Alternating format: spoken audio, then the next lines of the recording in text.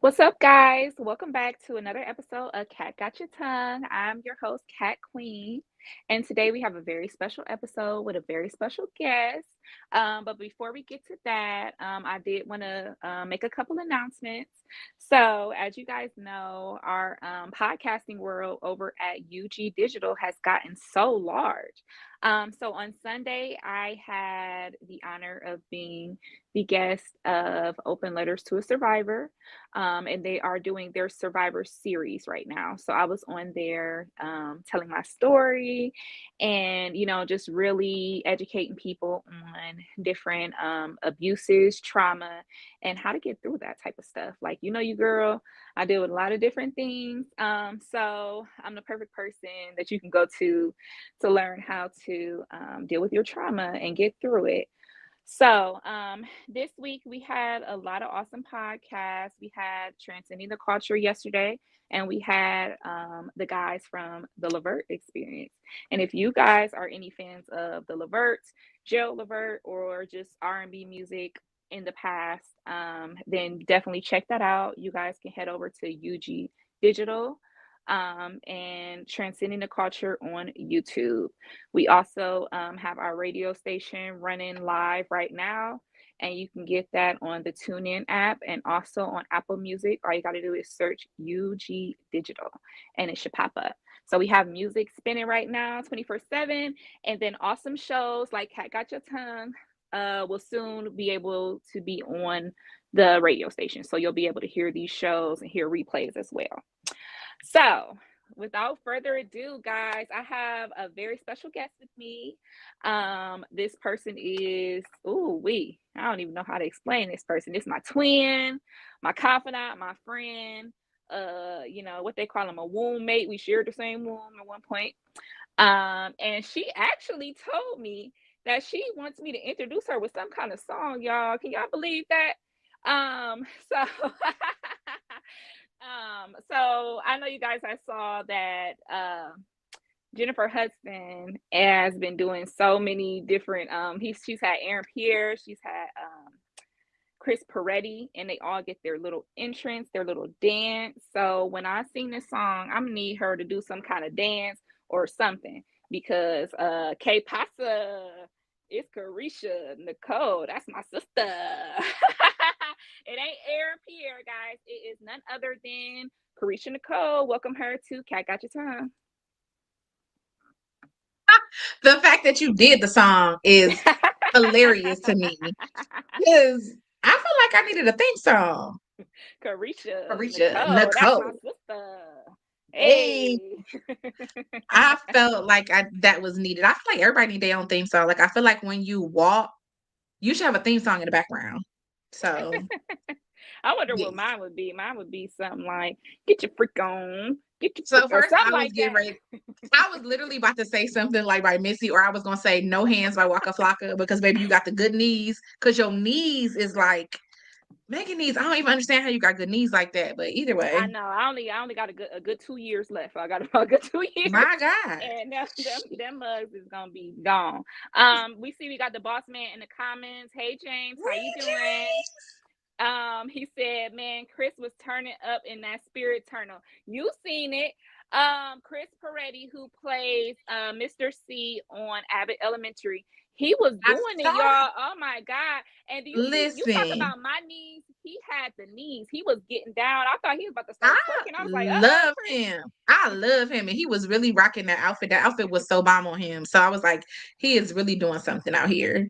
He looked really, really good. And that's something that we've been seeing a trend in fashion lately, which is the men wearing a lot more colors. We're seeing a lot of men wearing spring colors. We're seeing The them wear florals, pastels, the florals. florals. That is very in season. So if you guys have any events you're going to, throw away the white and black tuxes and the brown and Yeah, tweed suits and get you something floral. Get you something fashionable for the sugar season, floral. for Yeah. sure. You got some friends in the comments. Hello, Hi, Jessica. Jess. Thank you for joining us. Just my good Uh, Eastern Star sister. Hey, shout out to the oh, Pearls of Hadassah number 28. Hey, Jessica. Yes. Oh, we love our Eastern stars here. And as you guys know, my co-host for Transcending the Culture, Miss Tiffany Millirons, is also an Eastern star.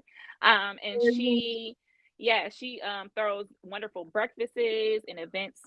So shout out to Tiff. And then Okay. I also want to give a shout out to all of our sororities that were celebrating all the Founders Days. Founders, my You goodness, so many. Now you know I would throw up the dynasty sign, but I ain't earned it yet. I ain't earned it, so Mm-mm. I ain't gonna do it. Listen, But come on, little Cassie, little Cassie. little Kathy, legacy. But yes, happy Founders Day to our mother and all the Deltas. I even seen Miss Francine today in the store, so shout out to her. We got Miss Yes. Stuber, we got Miss Green. I have all of these wonderful Deltas. All my Look at. favorite Deltas, my favorite Zetas. Listen, my favorite Mm-hmm. AKAs, all of them. Happy Yes. Founders Day, y'all. Happy Founders Day to Hazel E. Everybody keep acting like Hazel E ain't no AKA. She is, okay? Look at our mama. Hey, Kathy. Happy Hey, Founders Day, mama. Kathy. That is our favorite Delta. We love you, girl.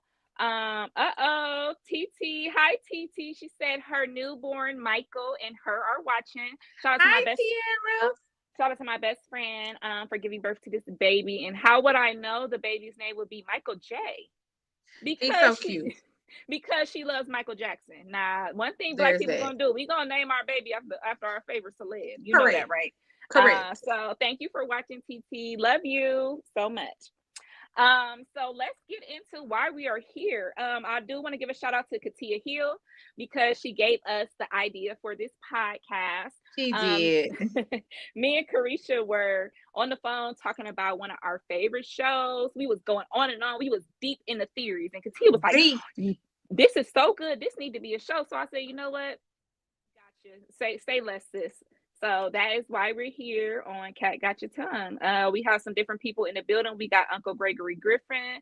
Hi, Uncle. And I got a Unc. good friend, and always a supporter, November Woods. Thank you for stopping by. So, without further ado, let's get into the meat of this because, honey, I'm hungrier than the monsters on From, and Ready. I'm ready to eat up these theories. So, Yes. let's just talk about an overview of the show for those that are not aware, and then we'll get into the flesh of it. Yes. So From is a show that is on MGM. You can watch that on the MGM channel if you have cable, or like me, you can get on the MGM Plus app and look at all the episodes. All episodes are now streaming. So if you're somebody that didn't get to the season while it was on, you can now binge and watch the whole thing. You don't have to wait like us and be tortured and wondering. Or you can go Hey, to Prime Tiff. because I know they show it on Prime as well. Prime, it's like the plus subscription, like Prime Plus. Absolutely correct, Carisha. You can go to Amazon Prime and you can add it as a premium channel. So you will have to pay for that, but it is well worth it. I'm telling you guys, I have not seen a show as good as this since I don't even know. I used to like I Once don't Upon a know. Time, maybe Once Upon a I don't know. Time or something like that. But yeah, Tiffany said, well, I'll have to wait. But she has MGM on her cable, so you just got to figure out how you can watch it on demand. There's got to be some type of way. So we're gonna It's get you too together, good, Tiff. Tiffany. It's Listen, too I told one good. of my friends today, I said, just watch the first episode and you are going to be hooked Right. after the Hooked first for episode. for sure. Oh my gosh. So shout out to everybody in the building. So let's talk about the show. So the show is about a town. And the funny thing is all of the fans have affectionately called it Fromville. So that's Yes. what everyone, and that is what we will be for the sake of the podcast calling it. So if we talk about the From Bill. place, it's going to be Fromville. So Hmm. Fromville is a mythical place, or it might be real. Knock on wood. I hope it ain't real. Um, but basically, if you go into the town, you cannot leave. So, and it is not, it's not nobody holding you back or any roadblocks. Literally, if you drive out of the town, you will be driving right back into the town. Right. So, how did you feel about that, Carisha? What was your first impression just seeing people go to the town and not be able to leave? What did you think about that? Okay, so like when you go around this road, right? And everybody like for some reason stops or tries to get like directions or is leading it somewhere or XYZ. So my first thought is like, okay, you're going around this winding road and then you get to this tree and it's like nobody can get past the tree. So my first thought was like, why y'all just don't jump over the tree? Like if your car's like or whatever the case is. So like my first thought was like hop over the tree and just keep it moving, keep pushing. But then I'm like, okay, is that gonna keep making them walk this never-ending circle into Frumville? And then like my second thought was like, was everybody's eyes like not on the road? Like, are we just going straight? Like, I don't know. I was just like, something ain't right about this road. And everybody just keeps running into this same tree.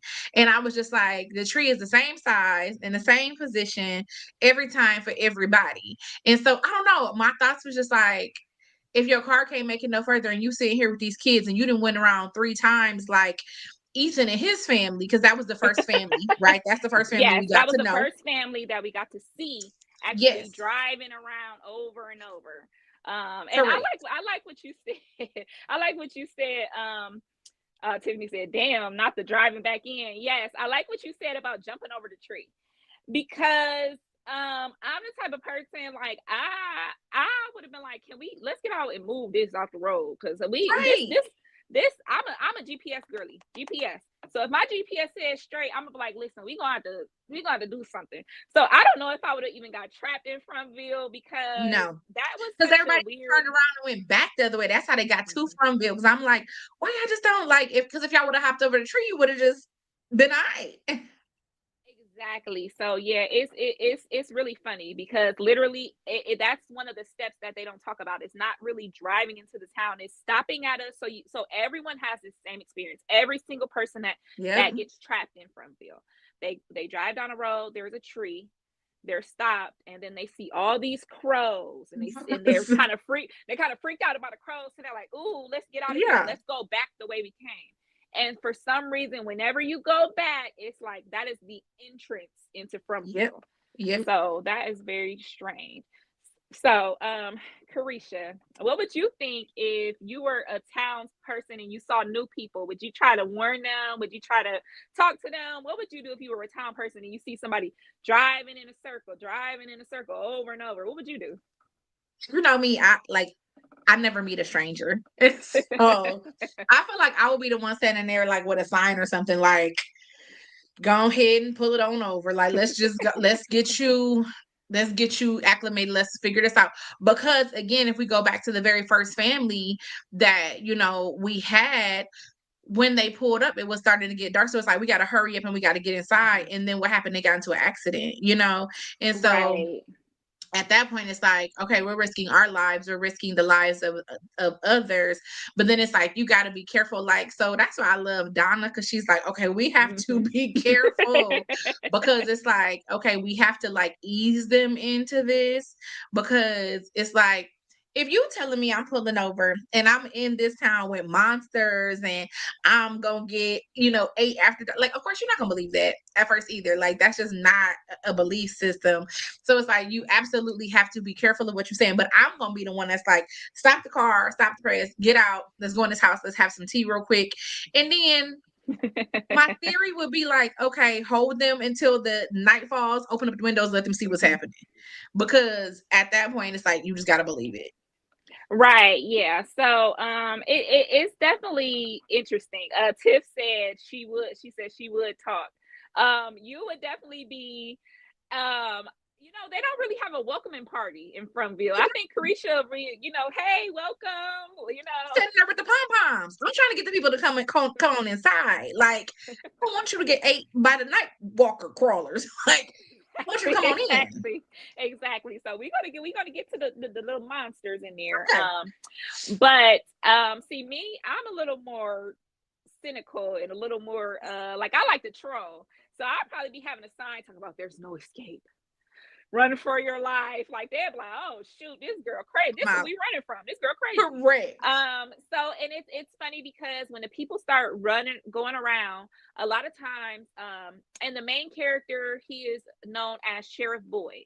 A lot of Yes. times, Sheriff Boyd usually tries to talk to the people or kind of give them some sort of guidance. But a lot of times people are scared. They don't know what's going on. They're in an unfamiliar place. So a lot of times they actually have to disable their vehicle for safety because these people would just keep going Yeah. around and around. And as we saw with the first family, because they were getting frustrated and going around and around, they eventually crashed their vehicle. And in Frumville, any kind of crash injury can be fatal. It can literally just oh my goodness. So now, so we talked about the people getting trapped in the town, but we haven't talked about what goes down when the sun goes down. So Frumville does not just have these trapped humans that are there by mistake. Frumville is actually home to a lot of monsters, and the monsters can look just like you and me. They look human, they speak, they have faces, but they can only come out at night. And one of the twists of the show is you have to be in the home. And if you're in a home or you're in a enclosed building type of structure, and you have to have a talisman. Now there are these little talismans and you can hang them and your home is safe. So if you're in a home and you have your little talisman, you're safe. Now it gets a little tricky when you get to opening windows or opening doors or a way is broken, or say you don't have your talisman and you're in your home, baby, you stand no chance You're at done. all. Yeah, you're done. So, so in Frumville, there are two different places you can live.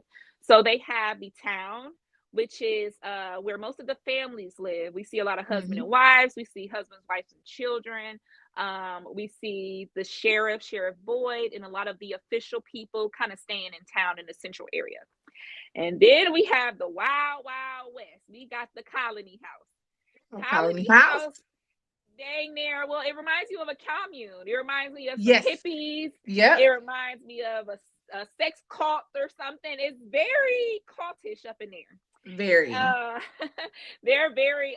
It's a commune, and when you think of communism, and that means everything is everybody's. There is not one person where this is yours. All the clothes, all the belongings go into the pot, and then you're able to take from what you need. How do you feel about that? How would you feel given all your the only belongings that you have, because you're not getting out, you're not getting any more belongings? How would you feel having to share your belongings, and where would you live if you were in Frumville? Nah, bro, I'm staying in the town with townspeople because I feel like the more people that you're around, the more you're susceptible to the danger. Again, when you get to watching the show, you see what's like. And so I feel like, again, in the town, you have a home, like you're in a house. You lock up them windows, you nail them windows shut, you close that door, and you're okay. Now, the difference is, like with a lot of the families like we saw in From, I'm not letting my kids sleep in their own separate rooms. It's just not happening. No. Like, duh, that seems, you know what? I never even thought about that. That seems almost like common sense. But yeah, we often see the kids having their own room. That's very strange. I never thought about that. And they make the dumb decisions to. Ethan was constantly running out of back doors and leaving, and Julie was constantly coming and leaving and coming and going. And I mean, and I don't remember if it was the first or second episode where the little girl got her and her mama took out because she thought she saw her grandmama in the window. And it's like, girl, you know the deal. You know that ain't granny. Like, that ain't your grandma. Yeah, that ain't your grandma. Now you done got you and your mama chewed up because you didn't open the window. No, I'm very much a towns person.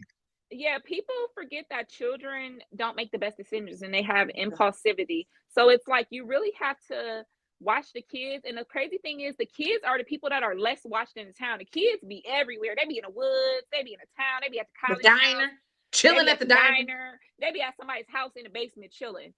Like, why is nobody watching these children? They be just having their own lives. Like, that's crazy. Right. So Carisha said she would live in a town. Anybody in the comments, please let us know where you would live. Would you rather live in the commune, or would you want to have your own home and stay in the cozy, safer town? Which if you think about it, most of the deaths have happened in or around Colony House. Yep. Where it's all that's because they in there smoking and they not focused enough. They not focused. They not and focused. You know what? And shout out to the person that had some ganja in their pocket when they went to Frumville, because instead of smoking it, they planted it. And hats Yep. off to whoever did that, because y'all gonna need. I'm gonna need now. Y'all know your girl Cat partakes in a little something something something. So I would need that in Frontville, especially all the stress that's going on, man. I need something. I need something a little stronger than this moonshine y'all over here making. Ugh. I couldn't imagine. So yeah, so I would vote for living in the house as well. You just have to make sure that the people in your house are safe. Make sure, like I would be like Carisha said, me, my husband, and my kid would be huddled up in one room in a bed. We would just Correct. that's it. Like we'd probably actually be in a closet somewhere. Like I probably would take so many measures, but the thing about Yeah. Frontville is the people get trapped there for so long. You could see when they start to kind of let their guard down, and they Yes. start staying out a little later. They start being a little lazy with certain things. Mm-hmm. So yes, so Les Tiff said, me too. So she would be living in the home. Yes. I Yeah. wouldn't want to live in Colony House. And so in the beginning of the seasons, we saw actually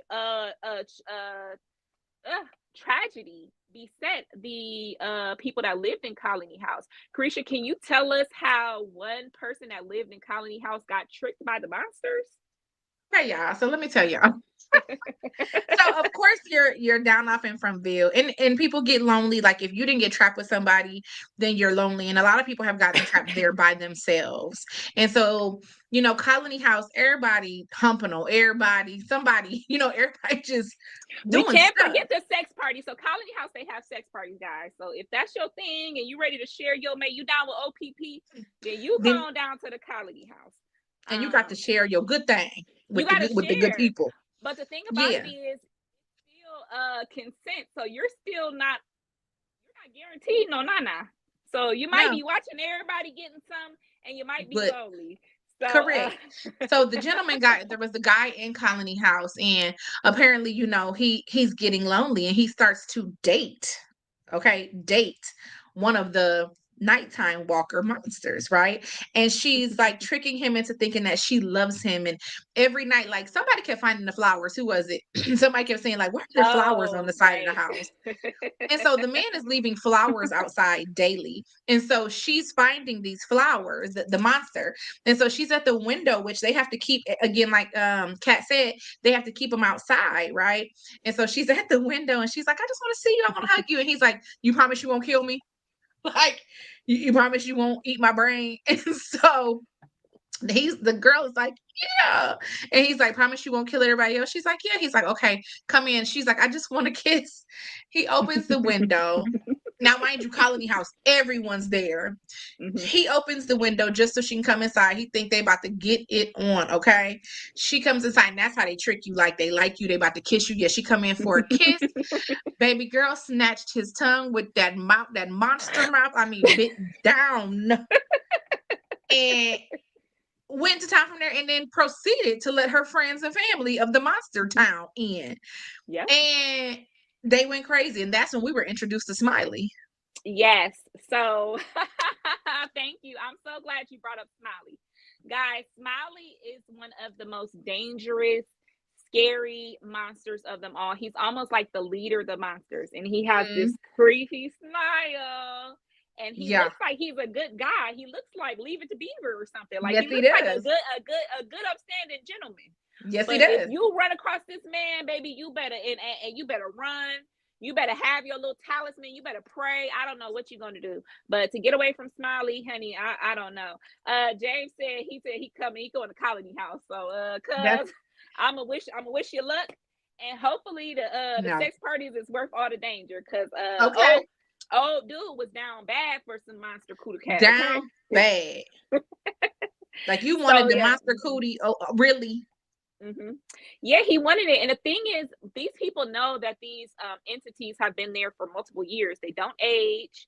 And they Nope. look disheveled. Each one of them look like they died and was dug up or something. Like they look very 50s. They're all Yeah, kind of dressed in very. the 50s. There's a milkman. There's some 50 girls with the little poodle skirts and very olden style clothing. And Mm-hmm. they have not said anything about that. So I definitely think that will be a big reveal or something. Yeah. I think that there's going to be something prolific that happened in the 50s in that era. to create those monsters. Now we don't know exactly yet what it is, but there's going to be some kind of realization. Hmm. And so we are now in what season are we in, Carisha? Is it 3 or 4? We would be going into Um, season 4. okay, so we have We just three finished full season seasons. 3. So Hmm. we have 3 full seasons, and they're just now kind of giving us giving us the background. Just And giving us some tea. and I think that that was very smart on their end, because the first season I really didn't know what to think. I didn't really, and I did not expect the way that it was going. So we talked about the dangers of the monsters. We talked about being trapped. But now let's talk about one of the most dangerous things in Fromville, which is when someone starts to see visions. Ooh. When Yeah. somebody starts seeing visions, just say, I'm not gonna be around you no more. I'm not gonna be Mm-mm. around you. I ain't hanging out with you. I ain't helping you. If you over there having a seizure and talking about the signs, I'm gonna be slowly I'm out. backing away. Mm-mm. Because anybody that has any kind of visions or something, they either end up trying to kill somebody, kill themselves, or they start going crazy because they're trying to figure out what this all means.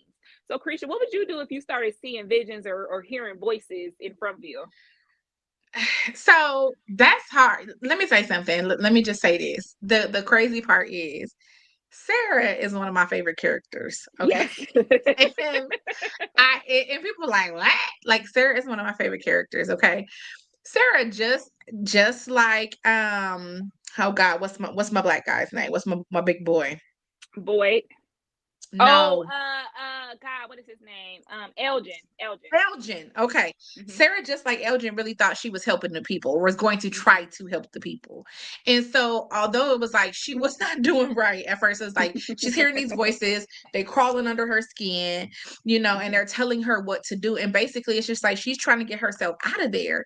And so, the voices are basically saying, you do this and I'll help you get up out of here. But you're Hmm. right. Like every time somebody hears a voice or they see an image or whatnot, it literally lands them in a worse space than they've ever Hmm. been in the whole time of them living in Fromville. Because it's like as soon as you start to hear a voice, it's literally the demise of you and everybody around you. Right, Everybody right. around you. Hmm. Because Sarah, what she accidentally killed her brother. And I do everybody's like, she did it on purpose. No, she accidentally killed her She brother. accidentally killed him. Yeah, yeah, yeah. And the thing about Fromville is these voices and these, they'll see what they believe are ghosts, or they'll see demons or spirits, and they'll tell them, Mhm. "Hey, you should do this. You should kill this person, or you should do this. And if you do this, you'll go home." And all these people want to do is escape and go home. So, like when they start hearing this, they be like, "Oh shoot, tell me I'm more. I'll going. go. You want me to go kill this person? Fine, that's fine. If I go home." So, Because they that's think if that the they kill that one, they're gonna save hundreds. yeah, so I do understand how that happens. And then also when they get these auditory sounds and things, it attacks your brain and your ears, and they're in pain. So it's not like it's something that you could just ignore. This is something that's painful. This is something that is just like their eyes, their ears, their brain, everything hurts. So it is very strange. This is what I find very strange. Why is it only some people have those? Like some people have the vision, some people see entities. But if you Mhm. notice, a lot of the people that have been there for a long time, like Kenny, who is the Mhm. sheriff's right hand man, and Yep. also the sheriff's son, they both have not seen with their own eyes anything otherworldly. So the No. only thing that they have seen is the monsters. Um, so yes, that is very, very, very It's weird though strange to because me. it's like again, like you said, some people have the visions, and again, when the visions come, and first, shout out to you using your good college words, auditory. Okay, I love that. Thank you. You better put them degrees to work. Oh. But my thing is like, okay, Sarah gets the visions. She tried like now Sarah did kill the man that came in Hmm. with Jade. Like she took him out. She took him all the way out. Hmm. She took them And out. then my Hmm. thought was then too, because they never really said what that was about. Like, did she kill him because she thought that was gonna like save something? Like she was gonna save the town? Like I don't remember. Like it was that one of the reasons why she killed him. But when it came to like having to kill Ethan, she was almost about to take Ethan out the game. She was. And so guys, you'll hear us refer to Ethan, and Ethan is one of the main characters. He was in the original family vehicle that crashed, and this family that came in. they're kind of the main character. They're all together. They're kind of the main person. So Ethan is the youngest child in Frumville. I think at this point he's the only child. I think Ethan is the yeah, because Ethan's parents are Tabitha and okay. Kim said yes. So Sarah thought it was gonna set them free. So Sarah thought it was gonna set her and her brother, and I guess everybody else free. That's why she was running around trying to kill people. But like along with the visions, only like Julie and certain people, the pothead guy that stayed in the bus, they could see like different visions or walk into different eras of Frumville, and so like only certain people could do that as well too. Like not everybody had that. Right. So it's just very weird. I think in that I do believe that that will mean something further down the line. This is one of the fan theories that I have heard is that the people that see and hear the voices, or they see the ghost or anything like that, I've seen fan theories that say that these people, that is not their first time in Frumville. So there is a reason why there are some people that are more susceptible to these things, because this may not be their first time in Frumville. And we'll elaborate more on that when we get closer to talking about the finale. So we're kind of going into season 1. And Carisha, please make sure you let me know any comments on your page, because I can only see the ones on my side. Yes, Kimberly said Kimberly said I need to get there so I can help solve the mystery. That's how I am. Like, let me find out. Give me the GPS directions, because I'm gonna find this mystery out. Like, I wholeheartedly don't understand the tree. Like, somebody please give me the tree. Like, what is the tree with the bottles, the bottle tree? And you know what? Like I said, okay, I want to ask you. I know you asked me the questions. Like, okay, favorite characters. We just go jump into this real quick. Yes. Okay. I have 3 favorite characters. My top 3 are Victor, Sarah. Now I know Sarah done took some people out, but Sarah is my girl. Because baby, the way she went down on Elgin, okay. Yes. Because we don't got time to play ride Elgin. or die. She got to ride or die. Yes. Sure. So Victor, Elgin, and my third was Tien Chin. And they done took my girl out. Tien Chin was baby, she was just in there. All she did was flip the pancakes to make the diner food. Why I had to take her out? No, I didn't have to take her out. My girl Tien Chin, like, rest in peace, Tien Chin. A lot of the deaths in Frumville, none of the deaths have hit as hard as Tien Chin. And guys, Tien Chin was a character that ran the diner. She was a mother to the deputy, and she was kind of a mother to everyone in Frumville. She made a lot of the food homemade. She canned a lot of the food so that they had always had a supply of food. And she also took care of our poor little Ethan. Ethan's parents are out trying to figure out the mystery. So Ethan is just kind of just on the wayside playing with whoever. Tien Chin made sure she fed him. She spoke to him. She spoke to him about her family, taught him a little Mandarin. Because she was because my 3 least favorite are Jim, Tabitha, and Jade. Not you threw them in here. Okay, so let me tell my favorites. My favorites are Jade is one of my favorites, and I know I know that is a hot take, but I like Jade because it was interesting for me to see someone that thought they was a celebrity in Frumville, because this dude yelling like, "Okay, y'all, stop playing. Y'all really getting me with this one." You know, he really thought that this was like punked or something. Like he literally thought it was, I don't know. But I really like Jade. Jade, I like dry humor and I like sarcasm. And Kimberly is with you on my page. Kimberly said, "I love Jade." She's with you. Yes, thank you. So I love sarcasm and dark humor and all those things. And Jade is one of the people. He don't care about the greater good. He don't care about cooking the food, picking no cabbage, fixing no houses. He like, I'm not here for that. Baby, I run a multi-millionaire company. I ain't get my hands dirty, okay? So I really just liked him because he like, his only focus was to figure this shit out. He like, I'm a do the signs. I'm gonna take some string and figure this out, string this along, and in the symbols. He always talking about the symbols. So I really like Jade. So Jade, and then Victor, that's my dog. Now Victor. Protect Victor at all costs. Protect Victor. And so Victor is a very sweet spirit. Victor grew up in Frumville, and he was there before they even had the talismans. Now Yeah. we're introduced into the show where they already have the talismans, but we learned that there's a time before the talismans. And so the Fromville residents would literally hide in bushes. They would dig Yeah. holes, hide in holes. And Boyd, the sheriff, had them on a rotation where they would change hiding spots nightly. So people always wonder, why do they trust Boyd so much? Why do they blindly follow Boyd? But you have to understand, Boyd kept so many people alive before they even had the talismans. And Boyd actually stumbled upon and found the talismans and found out what they were used for. So he also brought that into it. So we love Boyd. So Boyd, Jade, are my favorites. And now I want to like some of the women, but the women just Said Boyd, Jade, and who? and Victor Oh yeah, are yeah, my yeah. favorites.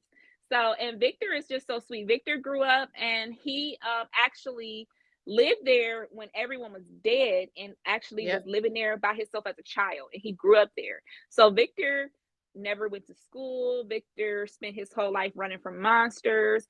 And Victor is basically stuck mentally as a child. You know, Yeah. he really will remind you of someone that's mentally challenged, someone that, you know, has some issues mentally. Or, you know, I love my little autism babies. So, Victor definitely reminds me of, you know, like a teenage boy with autism. That's really what he Yeah. reminds me of because he has certain ways, certain things have to be certain ways. His room got to be a certain way. You know, he's very artistic. He's very good at, you know, figuring out things and remembering things. So Victor, he is, and the thing is, just because he's so immature, people don't listen to him. But No, it's they like don't. if I lived here my whole life, all I know, don't you think you should be listening? Because this dude be walking talking about the trees are moving. The trees move one Correct. foot, and he telling people like, I don't care that the trees moving. I'm like, listen, we trapped in purgatory or whatever. Y'all don't care. We need to be worried about every little thing. He tried to tell the people. That's why, oh boy, listen, he done went through the tree and got stuck in the pool. You got stuck in the pool wall. Victor So tried to yes, tell y'all, do not go in there. Now you do done got not go stuck in through the the pool wall. trees. Yes, so there is something called a faraway tree, and this goes with one of the questions we have, and it says, "Does anyone ever get out?" So the question to that is technically yes, Yes. but not really. What? So let's one Wait. person. So let's talk about that. Kimberly, Go ahead. Kimberly said, Kimberly said, I need the monsters to tell us, tell us what it is that they want. She said, like, I need to have a combo. I'm not opening the door or nothing, but we can talk through the window a little bit. And I wish that they could do that. I wish that, you know, someone could talk to, especially Smiley, and ask them, what do y'all want with us? What are we really here for? Because That's it. Fromville needs people to keep coming in. There's something that needs to be fed, and we don't know if the monsters need to be fed, and that's why they keep these people here. Because why not just feed on everybody and then nobody's left? Why don't they Yeah. keep them alive? And so in the beginning seasons, we're giving certain rules about the monsters. So we're told they're not able to run, and that they cannot be killed, and then they cannot enter in these places without the talisman. So Mhm. these are what we've been told. But one thing you'll learn about From is that you have to literally listen to everything that everyone says, because they all have little theories, and a lot of times the theories are right. And we got a theory from our good deputy Kenny, and Kenny Yeah. said, I think they're able to run. I just think that they don't want to. Mm-hmm. And so that is something we believe the whole time, because they always have this They stance where they walk just so go slow. boom, Yeah. boom, and they be gone. They be looking back, they be falling and stuff. Let me tell you, I'm not fast by any means, but if I see them niggas, this how me be. That's how me Hey, running. Because if you can't run, baby, I'm gone. I'm dusting you. the monsters So literally have the Michael Myers mentality. Like y'all walking really Michael uh-huh. Myers-ish speed, but y'all be They getting the are. people. They will. And the thing about it is, Fromville is only so big. So that Yeah. is another fan theory that I read on, is that The monsters have the ability to run. They just don't, because there's only so many places people can hide. So they know that eventually they will get these people. Yep. And there's a theory from the fans that says that Fromville or the monsters feed off of fear and hope. So Mm, there's a balance of fear. They want you to fear, but they also want you to have that hope that maybe you'll get out. And so that is something, I think that's an interesting theory, because what do y'all really want? Like, what is y'all keeping us here for? yeah. Because they have had many opportunities to kill Sheriff Boyd. Sheriff Boyd has been locked in all night with monsters, Smiley, the whole crew. So, Yeah. Krisha, why do you think that they keep Boyd alive so much? I think they have like this like sick twisted humor on like torturing Boyd. And I think Mhm. that's a thing.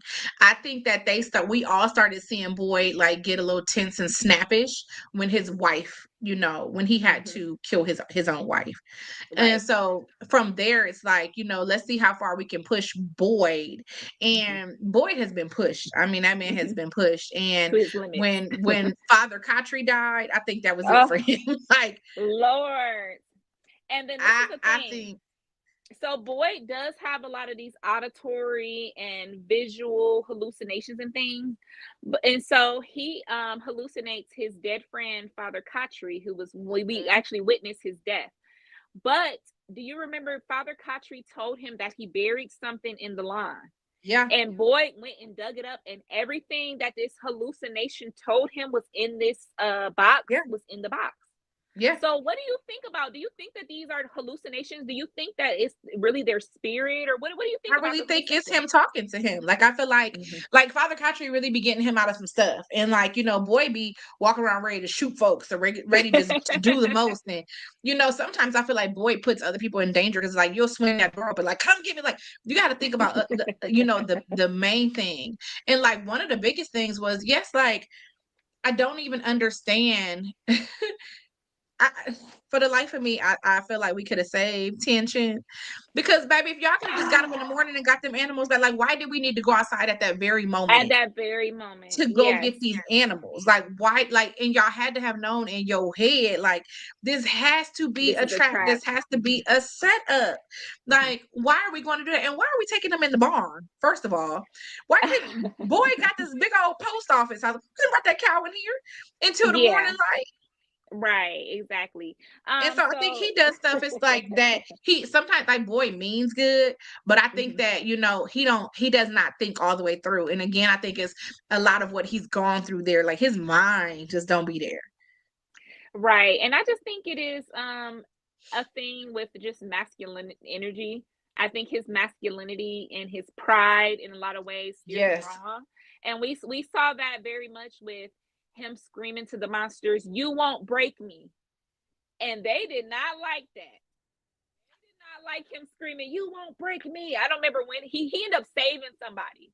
And and then when the monster set a trap for him, they were like, "I thought you said we weren't going to break you." yeah, So it's very interesting because in the beginning of the show, we're led to believe that the monsters are just bloodthirsty monsters. They're not organized. They're not thinkers. They're not coming up with plans. And throughout the season, they we are start to see that very is not calculated. true. They are That is very, not very true. calculated. And then it's like Yes. and I know I'm kind of jumping around, but some of the characters that are like we're getting to at the end that I'm not a fan of Randall, and I'm very much not a fan of Officer, Officer shoot him what up. Acosta. Yeah, because Yes, Acosta. and I'm That beginning. actress, she played her role so well that I really might hate her for real. Oh, I don't like her, but I'm slowly starting to love the black bus driver lady. Didn't like her at first, but I'm really Mm, starting to love the black bus driver. yes. Because she is starting to like settle into her role and understanding she's taking over the diner. And I love that for her. Like she's like, okay, how can I help? What can I do? Right, exactly. So when Tien Shan died, there was a black bus driver lady that was kind of lost in what she should be doing in Frumville. So now she's gonna run the diner, and Ethan was complaining about the food, but honey, you know she in there cooking some good old chicken and waffles. So Correct. I know y'all I ain't love her. complaining about this food. So yeah, I definitely love her. Krisha, what do you think your job would be in Frumville? I think my job would be like walking around trying to cheer everybody up. Like I can see myself being the funeral director that's like, okay, y'all, now she done gone on to glory, but now this is what we gonna do next. Like I can really see myself like making sure they had great funerals and like really doing something for a repast. Like I feel like I ain't seen a repast. They're like, why are we cooking and eating after these funerals? Like I can really see myself making sure the people is eating good after the funeral. And then like after that, we need to go ahead and get in our houses before the street lights come on. And in the morning, let's have a celebration. Like, let's go ahead and do the dance line down the street because we still here. Like, we got to remember like what we're living these next days for. And I feel like, that was one of the things that, oh God, Ellis's girlfriend, who she was at first, child, I'm gonna forget her name. Fatima. Fatima. Like I feel like that's what Fatima was doing at first, but now all of a sudden it's like she's changing a bit. But she was the welcome party. Like I felt like I would be Fatima, like very welcoming. Let me cook you this food. Like she passing people the weed. Like I ain't gonna pass you no weed. Now, like I ain't gonna do it. I don't do them games. But like that, I would be the Fatima of the group. Oh no, what happened to our audio? I can't hear you. Sorry, I was muted. Your niece Kayla trying to join live. That's fine. Tell her I said, hey girl. Hey. But yeah, I love Fatima as the welcoming party, and I think that's why she got so many passes when she has so much weird behavior because people really loved her. Yes. And there is a hierarchy. There is more popular people. There are hated people in the town. So I would love to be, in the inner crowd and be like a little Fatima. But have you noticed after Father Katri died, they really don't have any sort of ministry, religion, anything. They don't even No. pray anymore. And y'all No. should be praying for real. Because Where nobody y'all really at? goes to the church. Like they were having church services. And I loved that about the town. Like Yes. y'all were having church services because maybe I'd be down there preaching the people down. But it's like y'all was having church services, but now don't nobody be in there but Sarah. Like Sarah be in there Sarah, the only person cleaning there up praying. and praying, and that's it. Yeah. So yeah, it's oh Lord, so crazy. So I wanted to ask you, so we talked a little bit about do people get out, and we talked a little bit about these Mm. trees. So let's talk about the faraway tree. So our resident Frumville tour guide, Victor, he knows where everything is. He knows where the magical things are. He knows where the scary things and scary places are. And so he has this bond with Tabitha.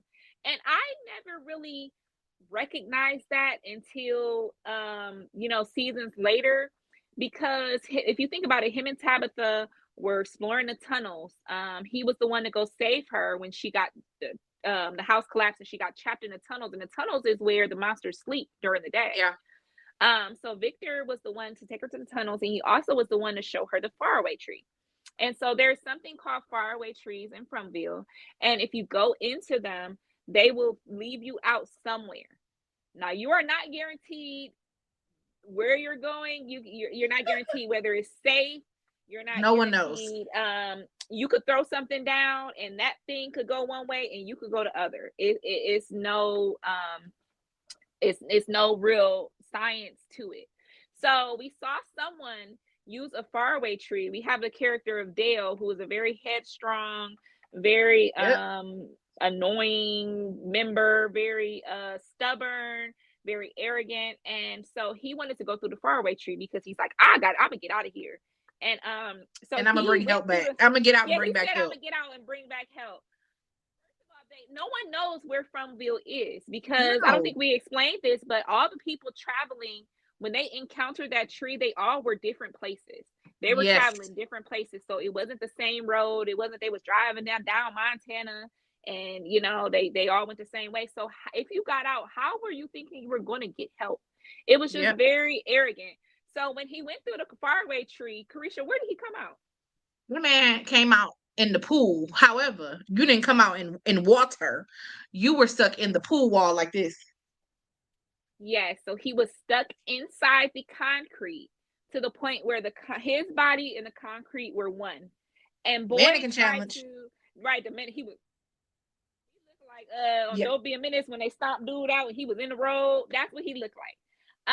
And Boyd tried to kind of get the cement out of his mouth, but once he realized he was one with the cement, Oh, he was done. Yeah. it was no getting him out of there. And so Mm-mm. everyone in town had to witness he died within 60 seconds because he was transported into concrete. Yep. And so they ended up having to put a pile of rocks in front of him because there was no way to get him out of there.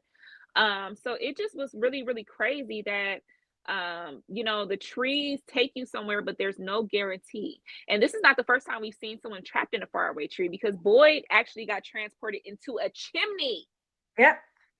stuck in a chimney. So let's talk about the one person that did successfully use the faraway tree and get out, and that is the character of Tabitha. Tabitha is the mother that was seen driving into the town and is part of the main family. She went through the faraway tree and got pushed out a window, and she woke up in the hospital in the real world. So Yep. I think that was very telling because a lot of people theorized that this place was hell or Yeah. purgatory, or that these people were no longer alive. So Tabitha showed that yes, she was still in her era. Like time didn't fast forward or anything like Mm-mm. that. And she also was able to contact her mother, which means that none of this is a hallucination, that this Yeah. really happened to her. And it really solidified what was going on and how dire this was. And I think that kind of broke her mentally. She could not wrap her mind around every No. everyone wants to get out, but they don't. What do you do when you get out? There is no like. She was so confused, and just even being outside just seemed so much for her. So, Krisha, what would you do if you got out? What would be your first plan of action? It's like one of those things where it's like, what would you do if it's like, but nobody knows, like, unless you're in that moment and in that experience. But Mhm. it's like the one thing that bothers me about Tabitha is like, her plan of action with everything, or it's like how she reacts to stuff. It's like, oh Jim, what if we Jim? It's like it's like she jittery and scary all the time. And it's Mhm. just like, okay, Yeah. Tabitha, listen, we gotta save your family, we gotta do XYZ. You were the only one that was able to get out. And she only got back in by her own stupidity by getting to that car accident. Like she caused that car accident. She Like did. So, you you did guys, that. you guys always wondered did someone get out. So yes, Tabitha did get out, but she Yeah. immediately returned. What the same day? I don't even think it was the next day. It It was like it the probably same. wasn't even the first full 48 hours because and it's like Tabitha to me does not use her words. Like even when she found Mm. the bracelet in his glove box and she's like, oh, this is like, baby, just spit it out. What is this? What are we freaking out about? When she went downstairs in his basement and saw all the paintings, like, girl, speak up. What is this? What are you Mhm. finding? Like, tell him. He's like, oh, tell me what you're thinking. Like, tell me what's going on. And she's like, we gotta get out of here. We gotta get like, girl, Mhm. say for like, talk to the people. Even like back when she was in Fromville, if something was happening and Jim was like, Tabitha, what are you seeing or what are you hearing? Like, tell me, Tab, what's happening? Oh, Jim, I just gotta go figure it out. And then she runs away. Like, if you don't use your words and talk to your man and tell him what's going on. Yes. So that was one of the biggest things that it's like I wanted to like Tabitha. I wanted to. But it was like she would never use her words. And the thing is, Tabitha was one of the first people that started actually seeing entities. Mhm. And she ends up seeing these children who look like they climbed Cool. out of the I was just about to say that. They look like they came out of somebody's well water or something. These kids is gray, bald headed, monster looking, ghost looking. And Krisha, what do they always say? What is the only word they say? I'm cool. I'm cool. And I'm they just cool. start What coming close does to that you. mean? And cooey. I would be like, y'all better I'm get the gonna hell kick away one of from them me. kids. Whole roundhouse kick on them. So yeah, so and the thing is she never really it took her what a whole season to actually tell her family what she was seeing. Because I she was would never so say. that she was just like, oh, I'm just my mind and this and that. And that's the thing about a lot of the people. And I think that's a stigma of the town. We know that we're somewhere otherworldly. We know we're somewhere paranormal. So So why say do we what make you say. Yeah. tell people like if I was sitting at the diner and I seen something, I'm like, hey, everybody, let me make an announcement. Do y'all see that? There's a little ghost boy right there. He's waving at me, telling me to come over there. So what should I do, guys? Come on, tell me in the chat. Should I go over to the dude or should I run away? I just want y'all to be aware because the thing about it is once these characters started sharing what was going on, that's when they started actually getting more information. Yep. We got one of our favorite transcenders, Corey, in the building. These smart beautiful women, thank you for the compliment. And Hey. I know you've watched from all the way through, so I'm looking to you to answer some questions. So Corey, leave in the comments where you would live at in Frontville. Would you live in Colony House or the town, and why? um so once they all started actually sharing information, that is when they started kind of getting somewhere with the mystery. Yep. And so after all these tragedies and things that was happening, we started to see an upside to Frontville. Fatima, who was previously known to not be able to have any children, she became pregnant with Yeah. Her Sheriff and Ellis was Boyd. having a baby. Yeah, Sheriff Boyd was gonna be a grandpapa. So everybody was so happy for And they got married. They got married in Fromville. yes, they got married, they had their children. It seemed like things were on the up and up for Ellis and Fatima. But Fatima started having some weird things happening in her pregnancy. Now I had some weird cravings. I was craving cheesy bean and rice burritos from Taco Bell when I was pregnant. Carisha, what the heck was Fatima craving? Blood. Like the so it was weird. She had different cravings. Okay, so let's say this. Somebody in my comments said Fatima the head monster. Y'all just ain't got there yet. Uh Oh, interesting theory. I love they it. I said love Fatima it. head mother. So Hmm. Fatima, when so backstory, a new bus arrives in town. People are scared, they don't know what's happening. And then Tabitha gets back in town because Tabitha gets into a car accident in the real world. She gets into an ambulance. The ambulance ends up finding the tree. Okay. They run into the tree. What does the tree mean? We are stuck. We are hearing from Bill. We ain't getting out. And Tabitha she is when she freaking out. whispering, talk about no, don't go there. Yeah, No, girl, I would have been. I would have never. A girl, I would have wouldn't actually have made it. But ran. I would have hopped that I tree would have again. I hopped would have hopped over over. exactly. Hopped over the And tree. so they they get back into Farmville. Everybody, we're back stuck. We're back here. So as they get in there, it's getting nighttime, and she's telling them like, "We got to get inside. We got to get inside." The ambulance comes around, and they're like, "Is that Tabitha? Like, who is that?" They're trying to get everybody inside a colony house. The lady, the police officer who was in the ambulance, gets confronted by the monster. So then she just starts shooting towards the monster, shooting in the air. She just shooting all over the place. She ends up shooting a resident of Colony House. And the lady is like laying on the couch. She's bleeding out. She ends up dying. They end up putting her upstairs in a room, covering her up. Tabitha goes upstairs, who's pregnant. Not Tabitha, I'm sorry. Fatima, who's pregnant with Ellis's baby, goes upstairs and she said, I need to have some final words with her. Well, everybody leaves the room. Tabitha pulled them covers back, and Fatima puts her finger in the bullet wound, pulls it out, and licks the blood. She finger looking good. And says like, oh, I'm going through something, I don't know what's going on. She's then not able to eat regular food. All the regular food that she's eating is like coming back up. She's throwing up. She's losing weight. She's dropping pounds rapidly. She goes outside. They have bad crops, I guess, that season. The crops come back in. The crops, they're saying, are like infected and are like just dead, are like terrible, dead, gross crops that are infected with this terrible infection from the land. Tabitha goes outside. Kind of girl Tabitha. Fatima, Jesus. Fatima goes outside and starts eating the infected crops. Like she's eating the dirt, she's eating the trash, she's eating Mhm. all of the old infected Dead vegetables, stuff. Everything that was dead stuff. dead. Hmm. She's eating blood, dead stuff, and she's eating the dead food. Hmm. Yes, and she kept saying that was her cravings. That was her cravings. That was what, and then, oh, Tilly. Oh, Tilly. Oh, Tilly. Yes, and the thing about From is you really can't get too close to people. You kind of Yeah. gotta keep a healthy distance. And our comment shows that Corey said From is too crazy. Leave me in the bus. I can only trust myself. Okay, Randall. Okay, Randall. Okay, Randall. Um, so yeah, the bus definitely seems like a good option because like you said, you don't have to worry about anybody else doing anything.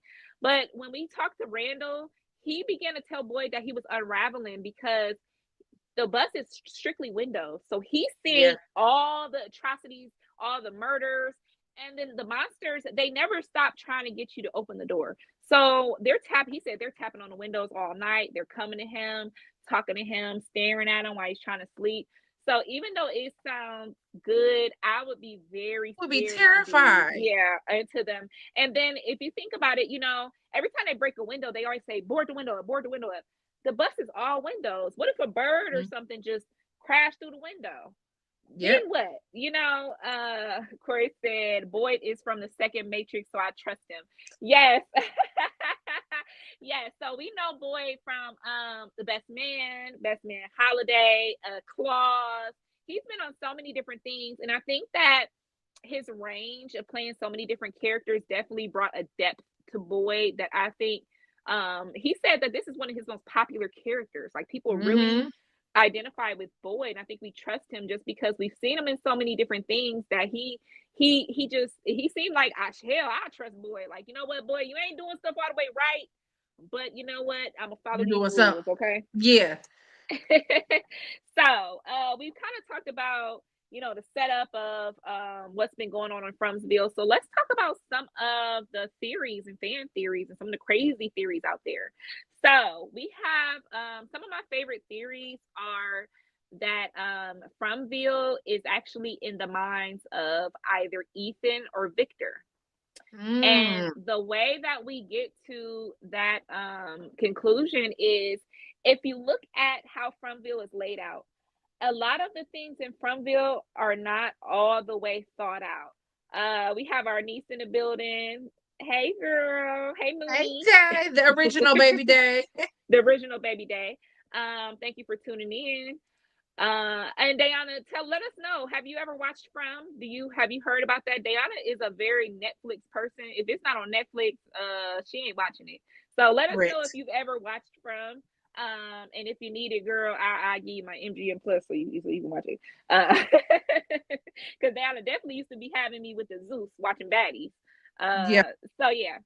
So if you think about the different things in town, like the hotel in the pool that the what is his name got caught in.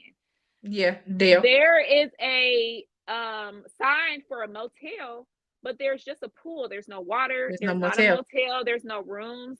Frumville driving looks like a normal town. So you see a diner, you see some houses, but everything seems to really be missing something. And a lot of the things remind me of how a child would draw or how a child would Mm. set up a town or play with their toys. Because a child wouldn't really think so, okay, this hotel needs to have rooms or this pool should have water. Or even the sheriff station, when you go inside the sheriff station, it just looks like an office or, everything doesn't Yeah. really look like what it's supposed to be. And in the beginning seasons, we see Tabitha and Jim pulling apart things and they're pulling electrical lines and things like that. They open the lamp and realize that, hey, it's not plugged in anything. This lamp is just on. And when you think about children's minds, things just work because they work. They don't have Yep. to know about electrical systems and telephone lines that go in the bottom of the dirt and things like that. Kids don't know about things like that.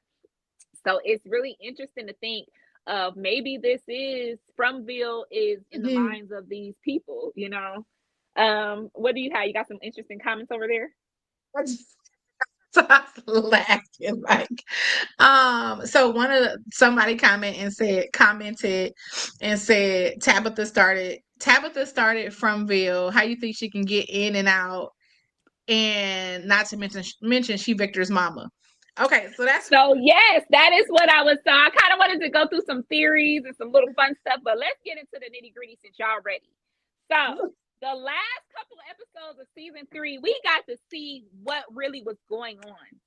So Tabitha, she had a lot of these hallucinations. She saw these children. She had a lot of more hallucinations and encounters than anyone else in Fromville. She was the only other person would be Boyd that has these, and he Yeah. has encounters with the monsters. He has some with spirits, but Tabitha really has, like, she's the Tabitha only one had that all of them. had all of them, and she was the only one that has successfully traveled through the faraway tree twice. She not only, remember, Victor put her through the faraway tree once to get her away from danger, and she Yep. landed in the town. And then the second time she went to the faraway tree, she got out of the town and went into real life. And the first place she went and the first person she sought out was Victor's father.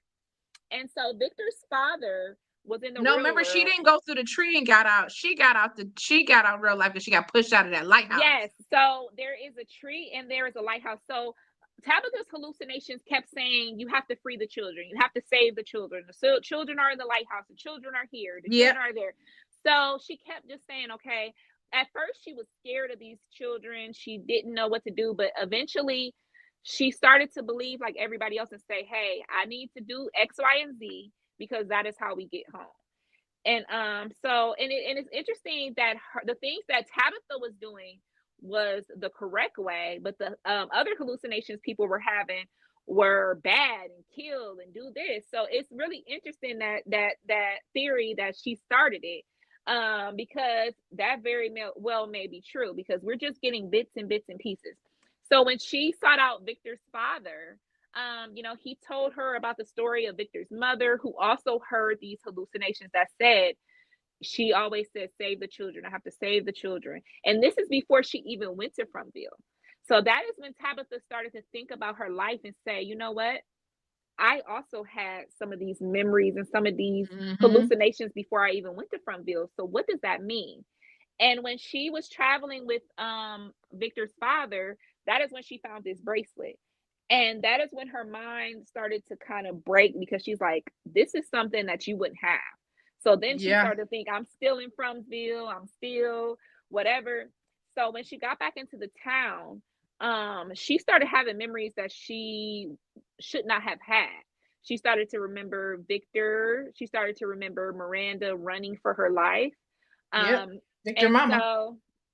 So we start to unravel who Tabitha really is. And so Tabitha begins to unravel these mysteries, and she starts to get closer to Jade, and she starts to get close to Victor's father.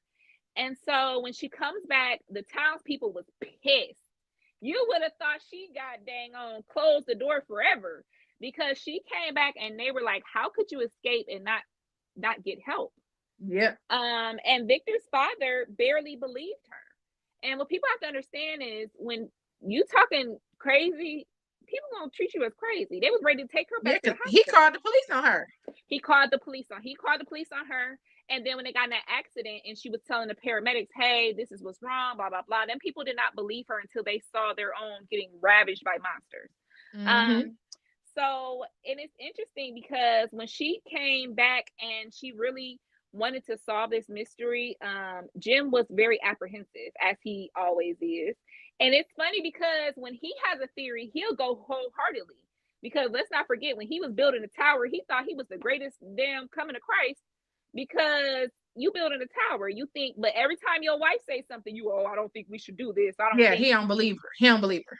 Exactly. So when he talked to Jade and he talked to Victor's father, they convinced him, hey, this woman, she knows what she's talking about. She's smart. You need to support her. And it was so funny that they were telling her husband, you need to support her. She's so great, blah, blah, blah. And once Jim and Tabitha were on the same page, do you notice that's when stuff started moving? That's when they started. So Tabitha, Jim, and Jade started to, that's when they started to figure out what the bottle tree was. And they started to go through the bottle tree and figure out. And that's when Jim said, hey, these are musical notes. So once they got that idea, they said, you know what?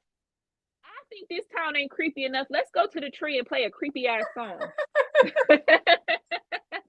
So they went to the bottle tree. And as they're playing this song, they are unlocking these memories. And that is when Tabitha has the realization that this is not her first time in Fromville. No. Nay.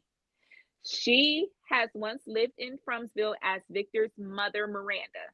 So it comes to find out that she was once married to Victor's father, and that is why when she came to him, they began having that friendship and they worked well together. And that's it's kind of crazy. And when they were in a car, he played this song, and she's like, "Why are you playing this song? This is me and my husband's wedding song." And he said, "No, this is me and my wife's wedding song." And she's like, "This is my favorite song for real. So how you know this?" He's like, "This is my wife's song." So that's when we started to see the similarities of Tabitha and realized that she actually was Miranda.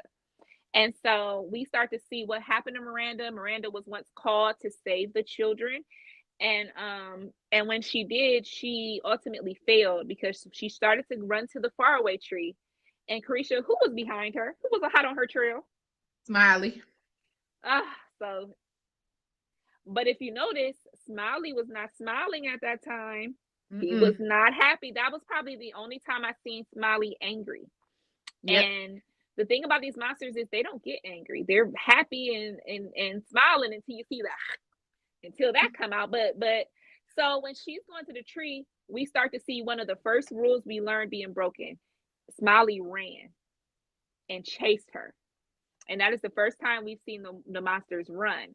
And this was the first time that someone was as close as getting out. So do you think that next season we're going to see a lot more monsters running?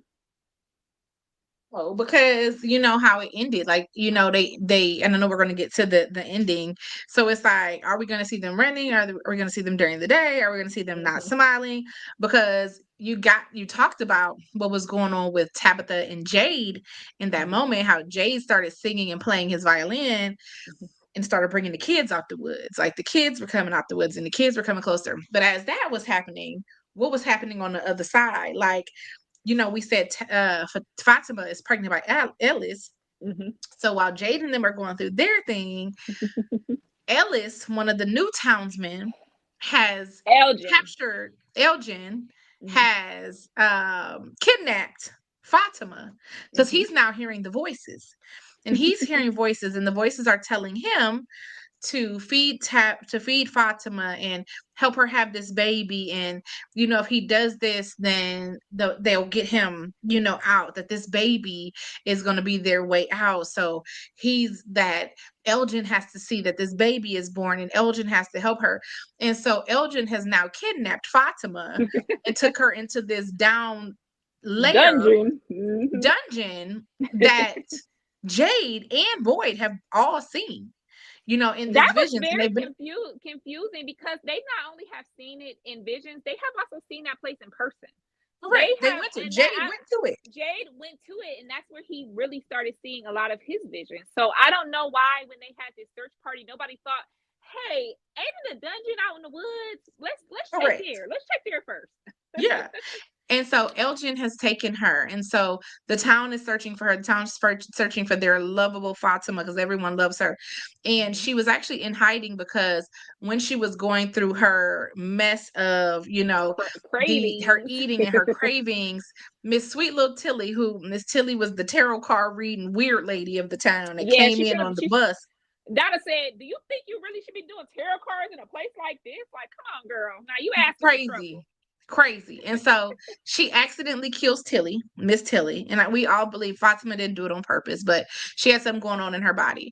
And so as she's out here in this dungeon and Elgin is, you know, helping her process her labor, they capture Elgin and, you know, they're interrogating Elgin. He's not telling them where she is because he's like, this baby's gonna save us. This baby's gonna get us out. And everybody's like, bruh, the visions tell us all that. Like, and so Boyd is torturing him, but Boyd is not going far enough. And so they Boyd is call a good. Boyd out the He's a room. good man. He's a good man, Savannah. He's a A good good man, man. Savannah.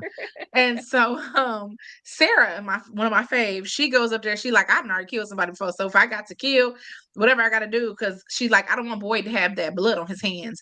And she's like, Mm-hmm. he's a good man, I'll do it. So she Right. going up there, and what does she do? That girl takes Elgin's eye out. Like, snatches his Yes. eye out Mm-hmm. Snatch to the get eye the out. information. they finally get to Fatima, but at this point she is in full-fledged labor with the ghost. Now there's a ghost that was the one that was telling Elgin all this stuff, Mm-hmm. and the ghost of Frumville is helping her through this labor, right? Mm-hmm. And oh, one thing we didn't mention, they did end up killing one monster, Smiley. They killed him way some Yes. episodes before. Mm-hmm. Boyd killed him by poisoning his system, his blood with something. We don't even know what that was. We don't even know what it Um, was. But yeah, they were able to kill one monster and they were able to kind of look at his body and get some mhm. a little bit of answers and then that gave them some hope to say, hey, maybe there's a way to really fight these monsters. Yeah, So what happened when she gave birth? What happened? she What gives the ghost monster lady, who's like this ghost who's been telling Elgin all of this stuff, whispered in Elgin's ear, "I'll save you. We can help you. We can help you. We can help you." She helps her give birth. The monster ghost takes this. She gives birth, and the baby is like still in the placenta, or still in the, what's it called, the sac. the And fact, yeah. y'all know I ain't got no kids.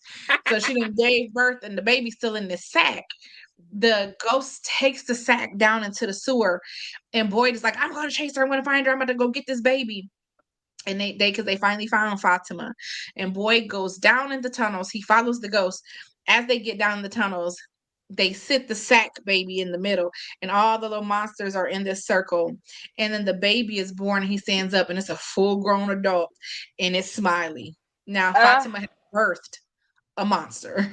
a monster, She's birthed the exactly. monster. That was just so crazy. And the part that kind of made me mad is that Ellis and Kenny did not see that, Yeah. because Ellis and Kenny have a hard time wrapping their minds around these hallucinations and these Yeah. ghosts and these spirits, because they themselves have never encountered that. So I would have loved for them to see at least a glimpse of the lady carrying the baby, because Boyd is the only one that sees this stuff, and the Yes. town is slowly losing confidence in Boyd because Boyd is keeping secrets, but these secrets are necessary. Yeah. When Fatima killed Tilly, he kept that from the town. Yep. And we all think that everyone should know everything. But our own dang on government don't even tell us everything. So, sometimes it's best that the powers that be handle what's going on. So yes, so now we see the rebirth of Smiley. So what did that make you think when you realize that there's no real killing these monsters? These monsters are immortal. Because that was what I thought. Like, okay, they found a way to kill them. Like, okay, that's what we're doing. We're going to dilute their blood or put some type of infection in their blood. But now we find out they are impregnating the people of Frumville. It's like, we're impregnating you so you can go ahead and carry us back into where we need to be. And so now it's like, okay, we can't kill y'all because y'all going to come back. And then it's like, what do we expect out of the new breed of monsters? Like, what is this going to be? Because, like you said, at the very end, there was just, all of this up and down. And then I think one of the last scenes that we saw was Julie running, but she was in a different era of Julie. She had a Hmm. short haircut, not her normal long hair. And she's running towards her dad. And so in my mind, I'm like, is this a different era? Is this Jim Hmm. this era now? Or is this Jim back in the day? And Hmm. this monster come out in that time. We don't know he's a monster, right? Because he's walking during the day and he's walking slowly and he's got this yellow coat on and he's walking looking like Curious George Daddy. And we like, who is this big tall white man walking during the day? And then he snatches Jim down off by the throat and kills Jim in the last minutes of the movie. We're like, wait a minute. Number one, you didn't kill Jim. Number two, it's daytime. So what you doing walking around killing people? Number three, why does Julie look like she was Julie back in 2009? What's happening? Exactly. So the season finale it answered a lot of questions. So let's talk about the Jim Tabitha thing going. I mean Jim Julie thing. So during Frumville, Julie also has these hallucinations, but when she has hallucinations, she's going into past events in Frumville. So she was Yes. able to when Boyd was trapped in the chimney, she was able to take the rope and throw it to him. So he was able Mm-hmm. to climb out of there. So her brother Ethan told her, you're a story walker. So you can walk to and from the past and the future of the story, but you can't change anything. And Yeah. so that was interesting that he said that. But the thing about it is, how did she throw Boyd the rope if she can't change anything? He would have just been trapped. So Julie, what we see, I believe, is future Julie, because she Yeah. looks a little older. She has a haircut. She looks like she might have pierced her own nose or something, going through a Yeah. rebellious stage. And so she comes to her father. And this is one thing that I hate about this show. They never explain what is going on. They always say, just trust me. Just trust me. Yeah. They don't. And so she's coming up to him like, Dad. And she said, I think this is when it happens. You need to run. And so the dad, like, first of all, he just got to see this crazy scene, and we're going to go back to that. That's going to be probably be one of the biggest things we talk about. So he just saw this crazy scene, the Aunt Cooey and all of that. So he's processing this. So when she run up to him, he like, and the funny thing is, him and Tabitha, they don't be having no holler for them kids. They be like, go back to the house, damn it. Yeah. Like, where's Ethan? Go watch your brother or something. So he like, what are you talking about? Dad, you need to run. You need to run. And so that's when we see the person that everyone refers to as the man in yellow. And it's so funny because people were like, where's his hat? That's Curious George, Dad. Yeah. We know who that is. And so the man in yellow, we get to reveal that he was actually calling Jim. And Jim had talked to him multiple times. And he told Jim to not build the tower. He called Jim and was telling Jim, making fun of their child that died. So he had been an auditory entity. But one thing we learn about Fromville is every time you learn a piece of information or you have a win, you're going to have a tragic loss. Yep. So they had a lot of wins. They had a lot of memories unlocked. So it was only fair that they had a tragic loss. So, and he said knowledge comes at a price. And so that is when he attacked Jim in broad daylight, which this goes against one of the rules that we learned about the monsters. They cannot walk in the daylight. So one of the theories that I've heard is that this is the king of the monsters, that he is the big entity, and that he was not unlocked until, the people unlocked their memories. So now he is able to walk and be free during the daytime. And I think that this is going to really change how the Fromvillians move, because these people they be kicking it during the day. They be just chilling, riding bikes, doing whatever, So now I wonder how it's going to be. We have to watch your back from this monster and possibly all the other monsters. So it's going to be interesting to see about that. So let's talk about the Aunt Cooey scene. Because these children's been yelling Aunt Cooey. They've been yelling that since season 1. So we finally, once Tabitha and Jade and Jim are at the bottle tree, they play their song, and that is when the memories are unlocked. So the kids stop being so creepy and start smiling and walking toward them. And she reaches out her hand to Tabitha and says, Aunt Cooey. And Krisha, what does Aunt Cooey mean? Oh, does it mean it's like it means remember. To remember. Yeah, it means to remember. I'm like, wait, I remember. It literally means to remember. Mm-hmm. So that was what they were saying to Tabitha, because this is what they were doing to try to get her to remember. And so we also have a character of the boy in white, who is an entity that seems to want to help. He doesn't seem like he's one of the monsters. He's never been seen killing anybody. He's only been seen by Victor, Ethan, and Tabitha. Yeah. So, and he told Victor and Tabitha basically that I have tried to help people before. Even the kids have tried to help people before. And every time we try to help y'all and y'all fail, the next time we try to help y'all, it's going to be harder and harder and harder. So that's why at this time it's so hard for them to figure stuff out, because the spirit's like, dang, we didn't try to. They didn't try. They didn't even try to walk them to certain places. Like, follow me, and y'all not even coming. Exactly. So that is when we find out that not only Tabitha is someone that has been reincarnated, Jade has been reincarnated. And Tabitha and Jade were originally married in the original town of Fromville. And we're getting a kind of maybe 1600s vibe. We're talking about pre-America. We're talking about probably indigenous. And that's even saying that it's in America, because we do not know where Fromville is. It could be deep and hungry. Because you can get the from another country. You can get the from. Yes, exactly. So we don't know where it's at. But all we have to go on is that it's a very ancient time, just based on a lot of things. So Miranda was one of Tabitha's lives. So I wonder if she had multiple, because she not only lived as Miranda, but she lived as the first person in the timeline married to Jade. Yeah. So, I thought it was really interesting. The only way that they got to this answer of the bottle tree is Jim had to really help Tabitha and really come to terms and mend their marriage. And who did he get advice from? But none other than Tabitha's two other husbands, Victor Daddy. Jade and Victor's dad, both told Jim, "Get your head out of your ass and help this lady. She knows what's, she needs help, but she knows what's going on. So help her." And it's just so funny because in that moment when all those memories came back and she kind of looked at Jade a little lovingly. I don't know if you kind of looked, she looked like, wow, like, okay, you was my man. And and we find out that the children, the one main child that had been haunting her was actually her and Jade's child. And that in the original Fromville in the 1500s or whatever, the townspeople wanted immortality. And so they ended up killing the children in the town. And that is what granted them this immortality. And it's going to be some kind of, because we already see symbols, we already see talismans. So we know there's going to be some sort of witchcraft, devil, something going on that they should have been doing.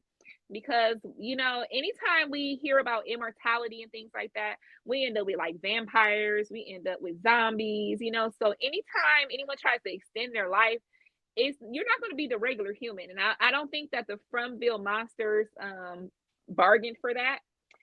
So I don't think they knew either. Yeah, I don't think that they knew that was going to happen. So all the Fromville people gathered all the children and killed the children. And the only people that didn't want to was Tabitha and Jay, because their child was part of that crop. And so they tried to save the children. This is the first time they tried to save the children.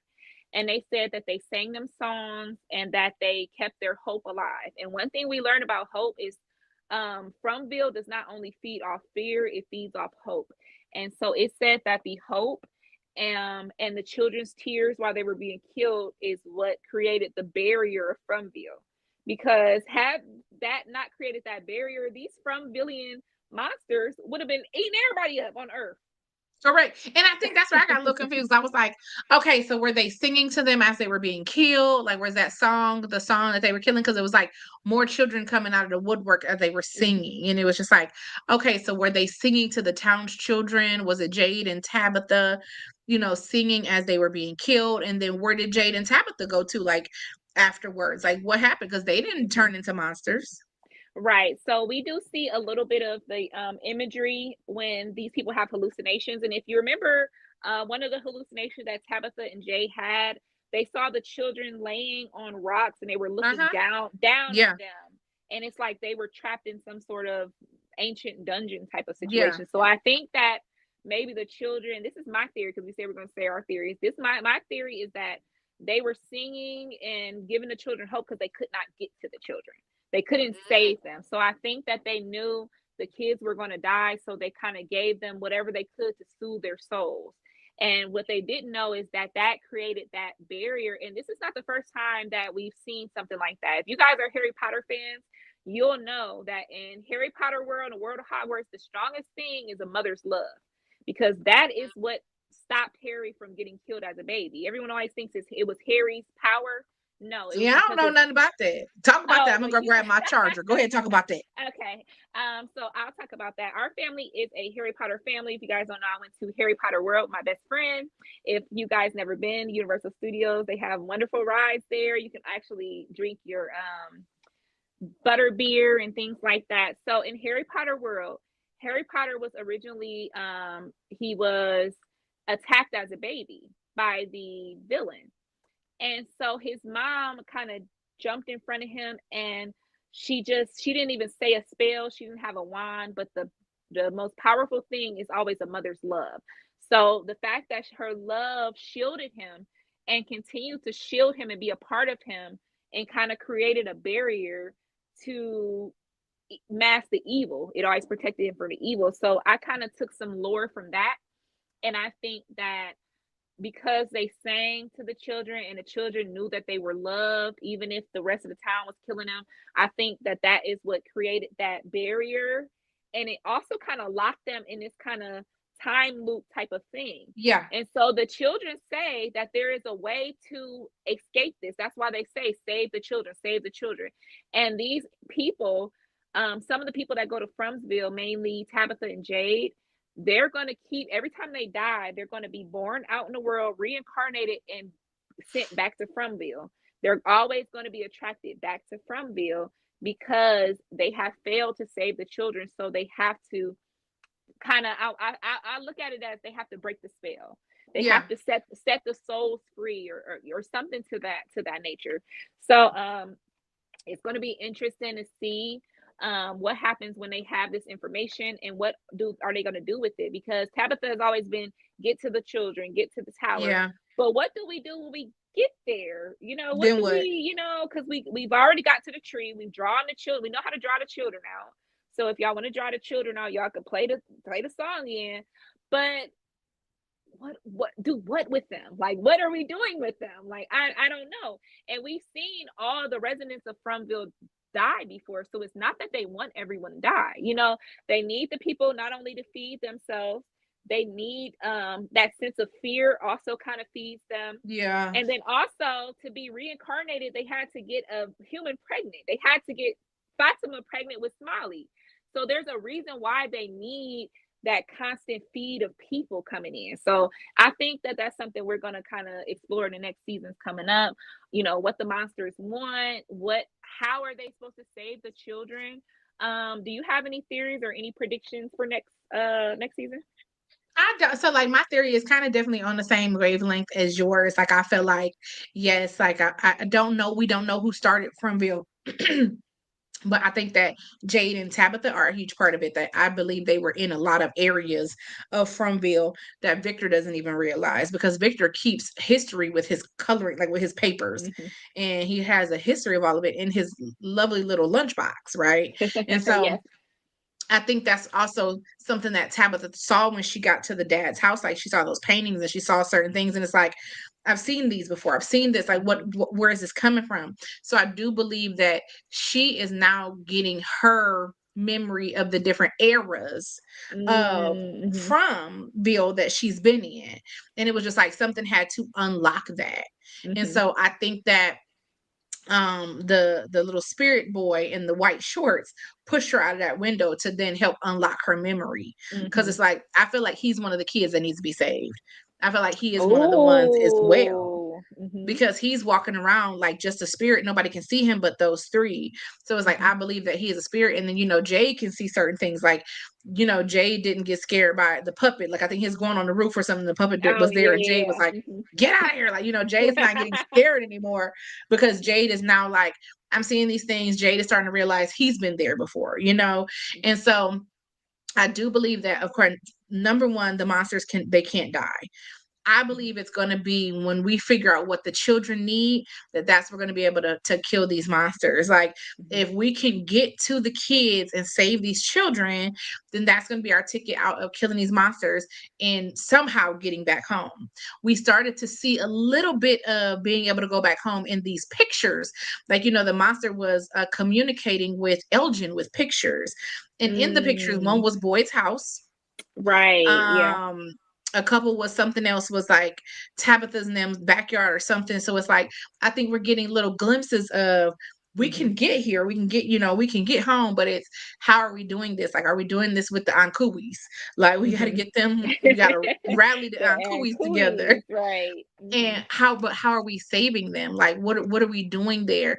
So I think in the next season we're going to get more. I think definitely in next season, Jesus, what is it, 2026, Lord, next next season we're definitely going to get some daytime walkers, and that looks like, what does that mean for the townspeople? What does that mean even for like Colony House? Y'all could be stuck in that big house, but what about the townspeople? Are they stuck in their homes all day every day? Are they afraid to walk outside? What does that mean for them?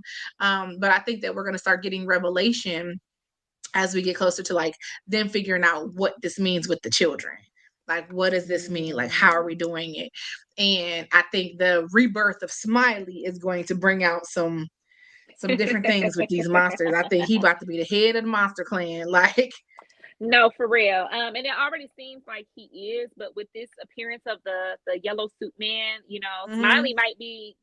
We might thought Smiley was bad, and this yellow man is nothing to be played with. So because he it's killing gonna during the be daytime. he killing during the daytime, right? So it's gonna be interesting to see about that. Yeah. So I wanted to ask you about um so do you think that because Tabitha always was kind of afraid of Victor, and she was always like, he's so weird, I don't really want to keep Yeah. hanging out with him. Do you think she's gonna get some type of maternal instinct over Victor? He already is Because starting to. Like, she's mhm. starting to protect Victor. Listen, Victor ain't want nothing but his peaches and his coloring books. That's all. Victor just wanted to eat his peaches and peas Mhm. and hang out in his room. And it's so funny because it's like, how do you decide who gets them big rooms by themselves in Colony House? Because only certain people have rooms, It's right? only certain people.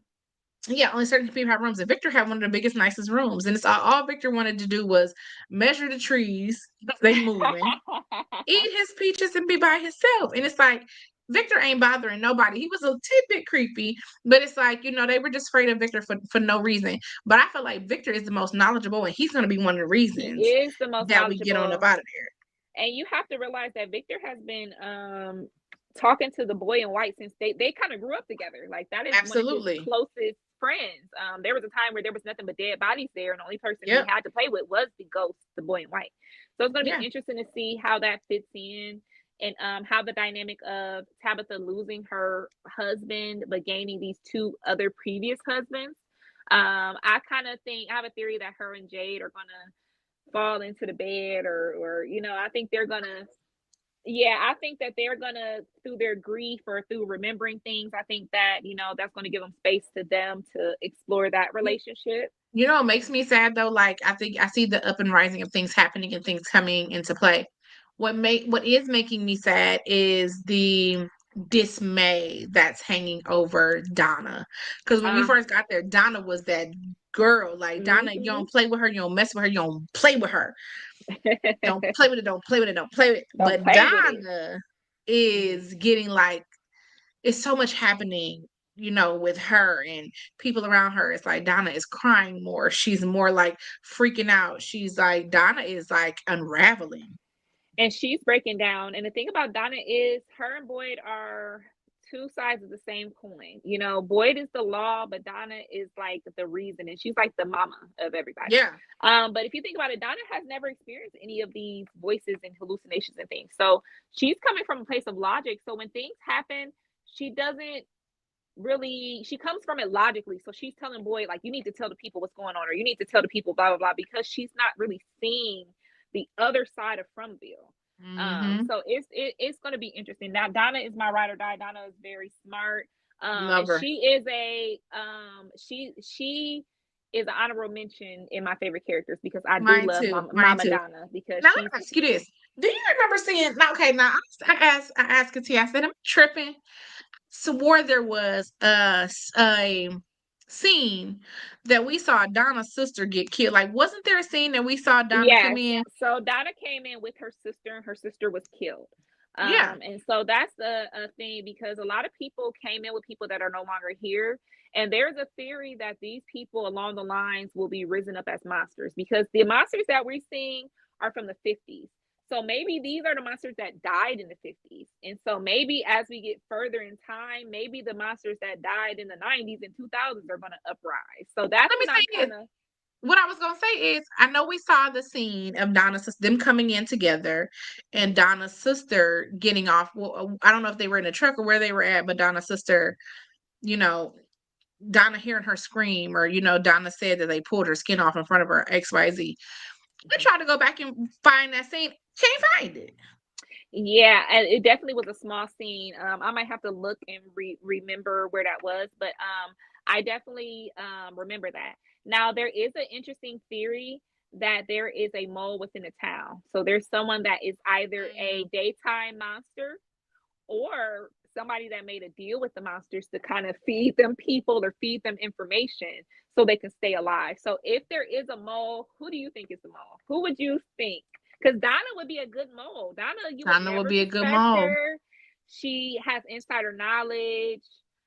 She has the trust of people, and she has a big Mm. leadership role in the town, and people trust her. So I wonder if, that would be a good person for the mole. There's also Clara. If you know Clara, she's the plus size girl that always Yep. seemed to be. She always seemed to be in the background. Every time something's happening, Always. you just don't say too much. You don't do too much. She just like, oh, that's unfortunate, and then she just ride off on her little bike or something. And if you notice, when Victor and Tabitha were in the tunnels, they saw a bike down there. So, and Hmm. they saw a bike, and they also saw different items from above. So They they were did. trying to figure out if somebody was coming down there, if the people were stealing these items.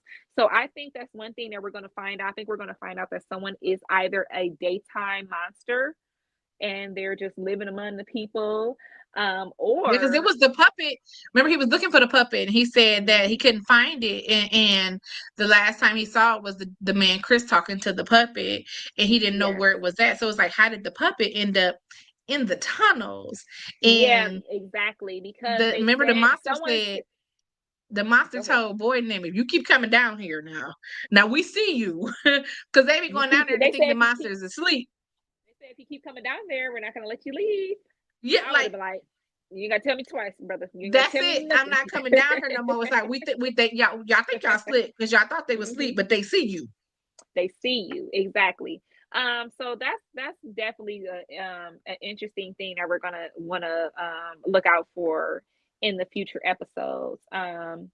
And then, so yeah, so we have a couple of things going on. So we found out at the end, the revelations were that Tabitha and Jade were originally in the town, that some of the Yeah. townspeople are drawn back to the town. Do you think there are other people that may have been originally in the town and that are drawn back to the town? Do you have any suspicions of anybody that might have been there in the past? Think Ethan. For some reason, I feel like Ethan has been there before. Mm, Because Ethan just be knowing a lot, and he be, Ethan be hiding what he know. mm-hmm, But I definitely feel like Ethan has been there before. We just have to figure out when and how. mm-hmm. And then I do feel like Julie has been there before. And the thing about it is, both of them have hallucinations. Mm-hmm. Ethan is able to talk to the boy in white. Yep. Julie, as we learned, is able to go back and forth in between the future and the past. So And it's she just didn't got gonna, attacked by the cicadas. So I'm like, yeah, yeah. Anybody that has the cicadas, that's why a lot of people said that Randall possibly could be somebody that was there in the past. And then the addict girl, Marielle. also, yeah, Marielle. So she also could have been there, because these are the people that are, and that's one thing that I think is going to reign true, is that the people that we see that are seeing these hallucinations or something, I think that they've been Mm-hmm. there before, because the people that seem like they brand new fresh, like Ellis or Kenny, they babies, damn near. They Yep. don't have those hallucinations. They don't have those connections with the boy in white. And the boy in white says, I only tell y'all things because I told you this before, y'all didn't listen the first time. So if he What do you said feel that, about Christy, Christy, and that the is nurse? the The nurse nurse. Christy. So someone said something about she may be a plant too as well, because she has all these medicines and different things, and like how are you Get all curing that. people Yeah. and all that. So I think maybe she might have made a deal with the monsters to be able to get certain things or have things available, because she's like, oh, I made this myself. I crushed this up and made a tonic, and like, girl, you ain't no apothecary. You was not I no know, like apothecary. Christy. So She said she ain't never finished nursing school, but you out here doing fixing bones and sewing up stuff. How you know? I need you to set we're gonna set my foot and just go like this. Girl, if my foot broke, I cannot fix my own broken foot. Like, what the No, heck? no. So yeah, it's gonna be, yeah, I don't know about her. There are some couple other people. Let me look at some of the other cast. So there's a couple people that are very suspicious. And then one of the other things is Jade, I'm sorry, Ethan talking to the boy in white, and the boy in white going through puberty. I was looking Oh like Lord, I was looking like, damn, he talk didn't grow up. real tall. Yeah, He got a little baby mustache. I'm like, damn, we Yeah. gonna have to start calling you the young sir in white because you damn sure Because ain't no I'm boy. like, by the time he come back, that boy gonna be playing basketball. He gonna be big and tall because he's tall already. Yeah, so I think that's going to be interesting because the boy in white is the only person that we've seen age as far as monsters, hallucinations. So I just wonder why that is. And the boy in white has had a lot of conversation with people. He originally tried to talk to Jade, aka Christopher, and make him save the Yeah. children. And so he said he didn't listen. And so if you notice, the boy in white never tried to talk back to him when he was Mm-mm. Jade, because he said that, and Christopher was very unwilling to do any of it. Christopher wasn't doing shit. He wasn't going to the No. woods. He wasn't going to save no children. And eventually Christopher ended up dying, Yeah. and reincarnated as Jade. And so it's just crazy. I'm excited for the new season. Me too. I wonder if, and then so we heard them saying Ankui. So there has to be some type of ancient language Yes. there. Yes. We That see was a we lot of see theories I heard. we see symbols. We also saw the little stick figure people, Mm-hmm. to scare away people. So it's going to be interesting to see how far back from Bill actually is. Like, Because are we Tabitha said, really? remember, she had been there before as a kid. Like she Yes. had ran and was hiding behind the red rocks. Hmm. So she already had been there as Miranda. She remembered being there as a child, and she remembered being there in her first so-called life. Mm-hmm. So it's going to be interesting to see when exactly Fromville started, and then what happened in the 50s, because all the monsters that are now are dated in the 50s. So Yeah. was that another time that they were reincarnated? They tried to save people, and then something happened.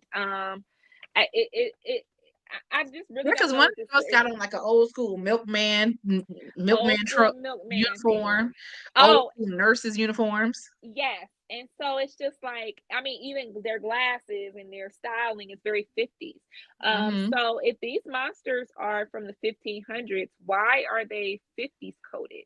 What happened in the 50s? Did, Mm. people, I have a theory that I think that someone was close to freeing the children, and the townspeople probably got offered the same deal as the original townspeople. Like, you guys could be, Yeah. you can get, not only can y'all get out of here, but y'all gonna be immortal. So I think it's gonna Because we're one gonna of in the very beginning, one of the monsters was like an old school soldier man, like an yes. old Hmm. 1500 soldier man.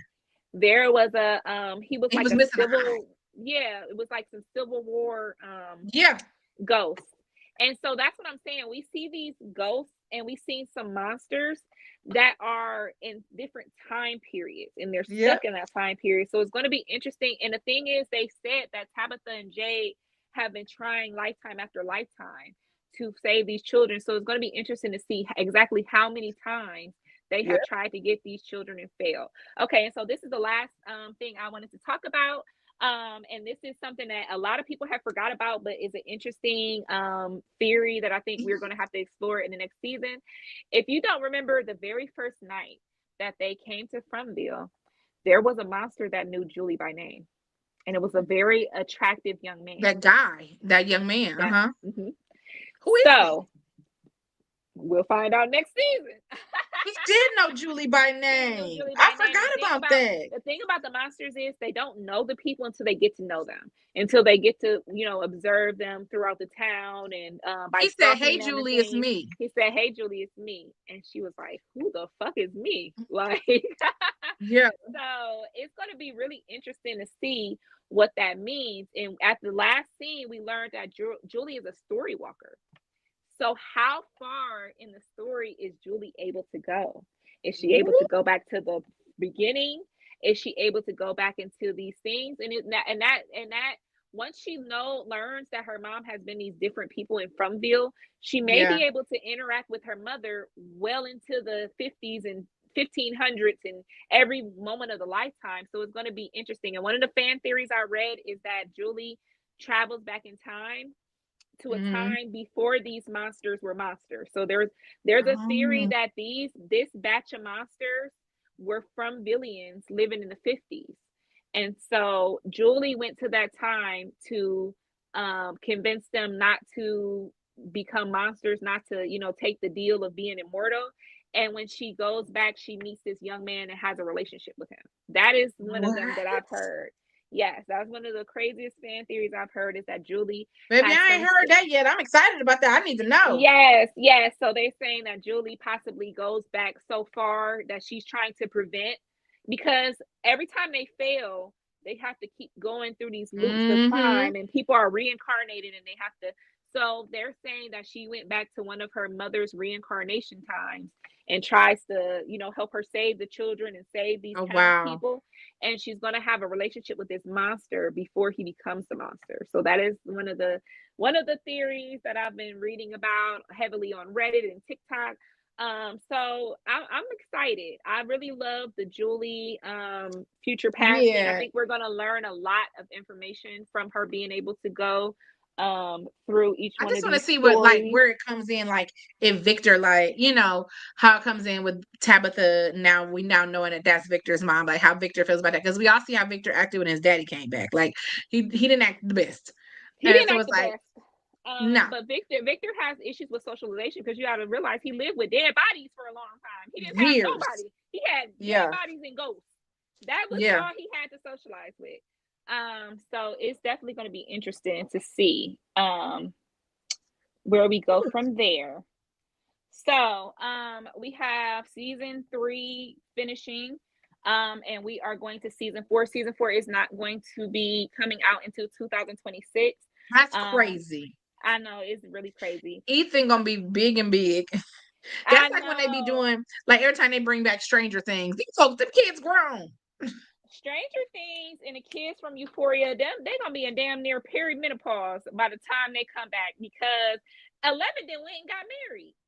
Like 11 is married. You're not understanding. Like, these kids are not kids anymore. So They're I'm not very interested. kids.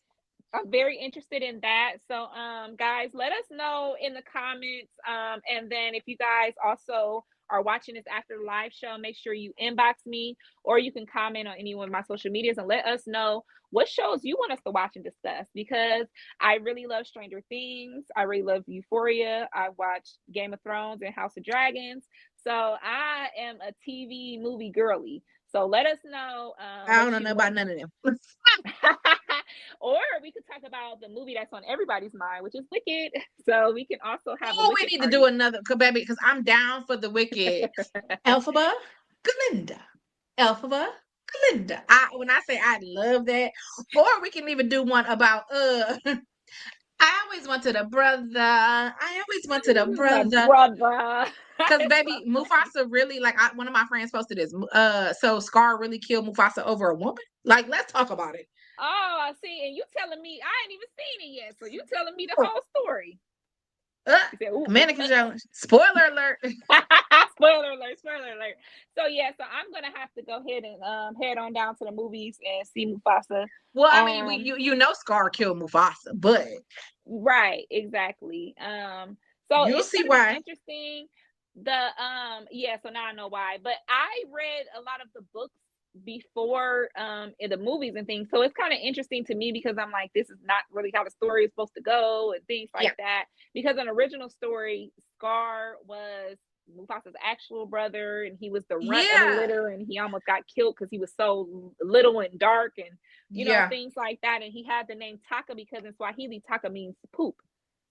So they called him Taka because they thought he was nothing. He was the run of the litter, and Mufasa was the big bad Mufasa.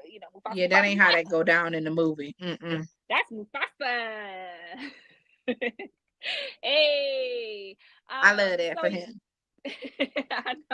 right. So yeah, so let us know what shows and movies you would like us to review next. I think we are going to come together and have Krisha Nicole back on the show to discuss Wicked. Yes, my I baby. Listen, my if y'all want me to sing popular when we come back, You're gonna because be I will. popular. One of my favorite songs. I mean, I was singing it every day after I see. I've seen Wicked 3 times at this point. Okay, I've read the book and Really? I've seen Wicked on Broadway. Like, you Uh, can't get me. I I would have love loved it. Wicked. I've read the book, seen the movie, seen the play. I've seen it all. I'm just Dang. waiting for Wicked on Ice. Wicked on Ice. See, I'm just mad that they're gonna make us wait almost a year for part 2. And it's just like, why would y'all do that knowing y'all already shot that? Like, can we get the part we need, baby? I'm tired of this. Like continue to what? When? Yeah. Right. Yeah. So they're saying that next year. The earliest I saw was maybe next summer, or well, this summer. Now that it's 2025, so it's going to come out summer or after. They're trying to get milk as much money as they can out of it. So I'm excited about I that, am too. and I love calling Glinda Galinda. I'm That's like why I say I love Galinda. Galinda. Elphaba, So Galinda. Elphaba, that is Galinda. so funny. And it's just gonna be so interesting. I will tell people to, if you love Wicked, go back and watch. There's a movie called The Great and Powerful Oz. And that is a really, really good movie, and it gives some background to the story. They are not connected. Now you have to realize Wicked is its own entity. It's kind of Yes. connected to the story, but it's like the Wiz. It's like the Wiz, kind of. Yeah. It's the same, but Yeah. it's not really the same. It's just a different version. So I know everybody is kind of clamoring to see the next part 2, but I really love The Great and Powerful Oz. It's a movie that came out maybe in like 2015. So if you want your Wizard of Oz Wicked fix, definitely check that movie out. I really like in the beginning of Wicked, and never mind. We're gonna do this another day. Okay, never mind, because I'm Yes, about to go in. save it, because listen, we'll be on here another 5 hours. And your niece Michaela every day. So we listen to music in the mornings. So Yeah. this whole week has been popular. You're gonna be popular. Yes. Yes. So she loves that song. So she hasn't watched it yet. So I'm gonna have the kids this weekend. They have a 4-day weekend Oh because yeah. of the holidays. So I will be having all the babies over my house this weekend. So I think I'm just gonna order it, and we're going to sing all the songs and play it 1,000 times. I'm gonna buy it. Baby Day loves that song, by the way. I know he does. He sings it and performs it for me all the time. So Michaela has been singing that every day for school, except for yesterday. Her song was "Let's Go." If you want it, you can get it. Let me know. Hey. Love it for her. I love that for Yes. her. Yeah, she loves the early 2010s music. So if you're a parent, definitely start playing some music for your kids in the morning. Start dancing with them. Start playing some of their favorite things and getting them pumped and ready and up out of them beds and ready for the school day. That is probably the only way that I could kind of coax her out of bed with some music. So definitely we will be back with you She's a guys. music girly for sure. And she gets it from her grandma Kathy, everybody. So Everybody. yes, so I wanted to thank you, Carisha Nicole. Thank you so much for bringing so much knowledge to the show. You are not only just a watcher, you are like me. You over here got your theories, the characters, all the players. I be watching all the background stuff. I be watching the episodes like twice so I can catch something I didn't catch the first time. And I definitely, if it's a really good episode, like the finale, I watch it probably 3 times because I'm like, let me make sure I'm understanding this correctly. Now I'm about to go rewatch it when I get home. And I need you to find that episode with Donna's sister because I can't find it. I'll find it for you. So we'll talk. We'll have our own little talk Please. again about the show. But you guys, follow Carisha. Can you let them know where they can follow you at? Shout out your social medias. Down off at Instagram. So just my name on Facebook is Carisha Hill. And just normal Carisha. If you just type in my first name, you'll find me. And on Instagram, I am, hold on, because I just changed my handle. I think it's K Nicole 1. Yes. Yeah. So it's KAYNYKOL 1. The only one. K Nicole 1. Hey. Yes, and go ahead and follow her. Carisha has her own podcast that she is a part of. She has her own information that she gives about. Can you talk to them about your different businesses and what's your podcast that you were doing on your own? Yes. So what I do on my own is you can follow my journey when it comes to fibroid awareness and women's wellness and women's health. So I am a fibroid girly survivor. And a lot of people don't know that fibroids can be fatal. And a lot of women have issues when it comes to fibroids and have lost their uterus on an account of not themselves, but the doctors taking them and us not being able to speak and advocate for ourselves. So very much a Black woman's journey to full, whole, restored health and wealth. So that is one of the things I talk about. I am very, very, very much engaged and excited about what the future can look like for women when it comes to our health and our womb wealth, right? Our Right. womb wealth and health. And so that very much excites me. So I get excited to talk about that. I also am a minister, and I also am a degreed event planner and meeting planner. So I talk a lot. I've done different events where we're talking about, like, planning your best event, how to get the best bang for your buck, and how to do things like that. I am also a self-proclaimed wonderful world traveler. So I've talked many Yes. times about how to travel and go to different places on a good budget. I just went to one of my favorite destinations, which was Greece, and got to spend 2 amazing weeks in Beautiful. Greece with my best friend, and did it at a really, really, really good cost. So those are some of the things that I talk about, but my fave is very much women's health. Mhm. Yes. Thank Okay, you, and then sister. you also have been a part of a podcast. You guys have talked about Yes. being saved and single and things like that. So what is that Yes, about? yes, yes. So that is a podcast that I've been on with myself, Morgan Mays, Datavia, Martin, and Miss Alice. And the it's called Women Speak True, Millennial Speak. Okay. Right. So we've been talking about to be saved millennials, and how you can be a lover of God and a follower of Christ and still be a saved young woman that has fun, okay, and still knows how to live and be outside. Like, cause we be outside, but it's what you're doing when you out there. Like, what are you doing outside as a saved woman, right? And so we do talk about a lot of those things on Millennial Speak. And so it's just, there's different people that are on that podcast. The full-time hosts are Datavia and Alice, and we come on there and we just really get down and dirty and we don't hold anything back when it comes to what our journey looks like as being saved women of the Lord, and being able to still what dating looks like, what looks like to have fun, what it looks like to do things out in the world but not be of the world. So Oh, wow. That's powerful. Woo. yeah. Goodness. And so I know you guys have been talking about different, like, saved and single. I know people have been on there talking about their celibacy journey. Mhm. And as somebody who is trying to recently get into their celibacy journey Close them and legs. close them legs. Um, but and I spoke a little bit about this when I was on Open Letters. When you're a person that's going through different journeys and processing trauma, sometimes the best way to process those things are really to just shut down and focus on you and Mhm. not let all those energies and all that stuff, and just I'm just tired of it. Okay, I don't need to be what Jada say. I don't need no entanglements. I don't want no more None. entanglements. Okay, None. because you not only entangle with them within drama and bodies and stuff, it also is spirits. So people definitely need to be aware about that. Let me see. I want to give a shout out to some of the people that came in. James Johnson, thank you for coming in. Yes. Jessica, Tierra, Kathy Hodges always is in. Cousin Tiffany Milliners.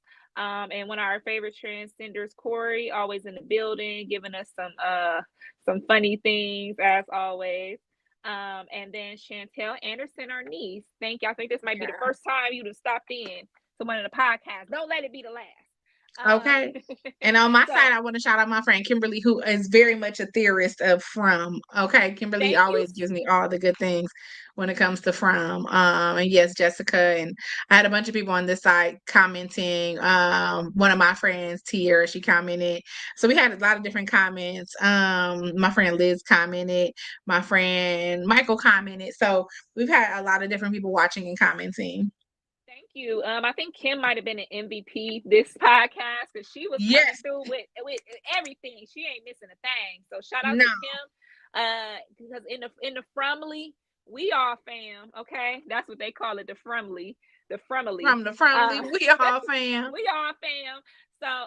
Thank you everybody for joining me. Has been the second episode of Cat Got Your Tongue. Next week, I will be having Crisis Banks, who is the resident DJ at Z1079. He also does a segment called Is Your Music Trash? And you can send in your music and he plays them on live, and you kind of get new people, different people, coming on there, and you get a lot of feedback. And also, if your song's good enough, it can get played on Z1079, and you don't know what you can get from that. So make sure you guys are here next week, Thursday, 7 p.m. and that'll be episode 3 of Cat Got Your Tongue. All episodes can be found on UG Digital Podcasting and Radio, ugdigital.com, and then on YouTube, Transcending the Culture, and also UG Digital Media Publishing on YouTube. Stassi was in the building as well. Stassi says rough. Thank you, Stassi. Hey, Stassi girl, we miss you. Stassi always supports me, and what you guys don't know is sometimes when I'm on the feed, Stassi is right here. Y'all just can't see her. Stassi is our family dog. She is the resident rough. She is a rough rider. Yeah, so that is my baby. And I'm about to go get some cuddles and eat some food and snacks with my Stassi. So and she'll be back to Houston real soon. No, I cried last time. Last time she left, girl, I cuddled up with her for a minute, and girl, I was so lonely when she left. I think I'm probably going to end up getting my own dog. And I need somebody to sleep with me because I'm watching all this scary stuff. Girl, I need somebody. I ain't got nobody. I ain't got a man in my bed. Stassi is my protector. I need Stassi. She's my protector. Girl, because she hear a creak on the floor. She out of there. Oh my God. So thank you again, Carisha, for coming on here. And we will definitely get you on the schedule for the episode where we discuss Wicked. Thank you, Catty Cat. Cat got your tongue. Cat got your tongue. Do you have any final words or anything for our viewers and listeners? What did Jerry Springer say? Love yourself and love one another. Good night. That's a good one. I thought you was gonna say Jerry. No, that's what the good man, Mr. Springer, say. Love yourself and love one another. Good night. That's a good one. So yeah, and definitely make sure you guys check out all the old episodes of Transcending the Culture. My premiere episode of Cat Got Your Tongue with Charity Ivana, and check me out on Open Letters to a Survivor. I was on there on Sunday. You'll see my face on there. So anytime you go on UG Digital, just scroll, and as soon as you see my face, just press play. Okay. So thank you guys. You're doing so good, girl. You are killing the game. Y'all are doing good on Transcending.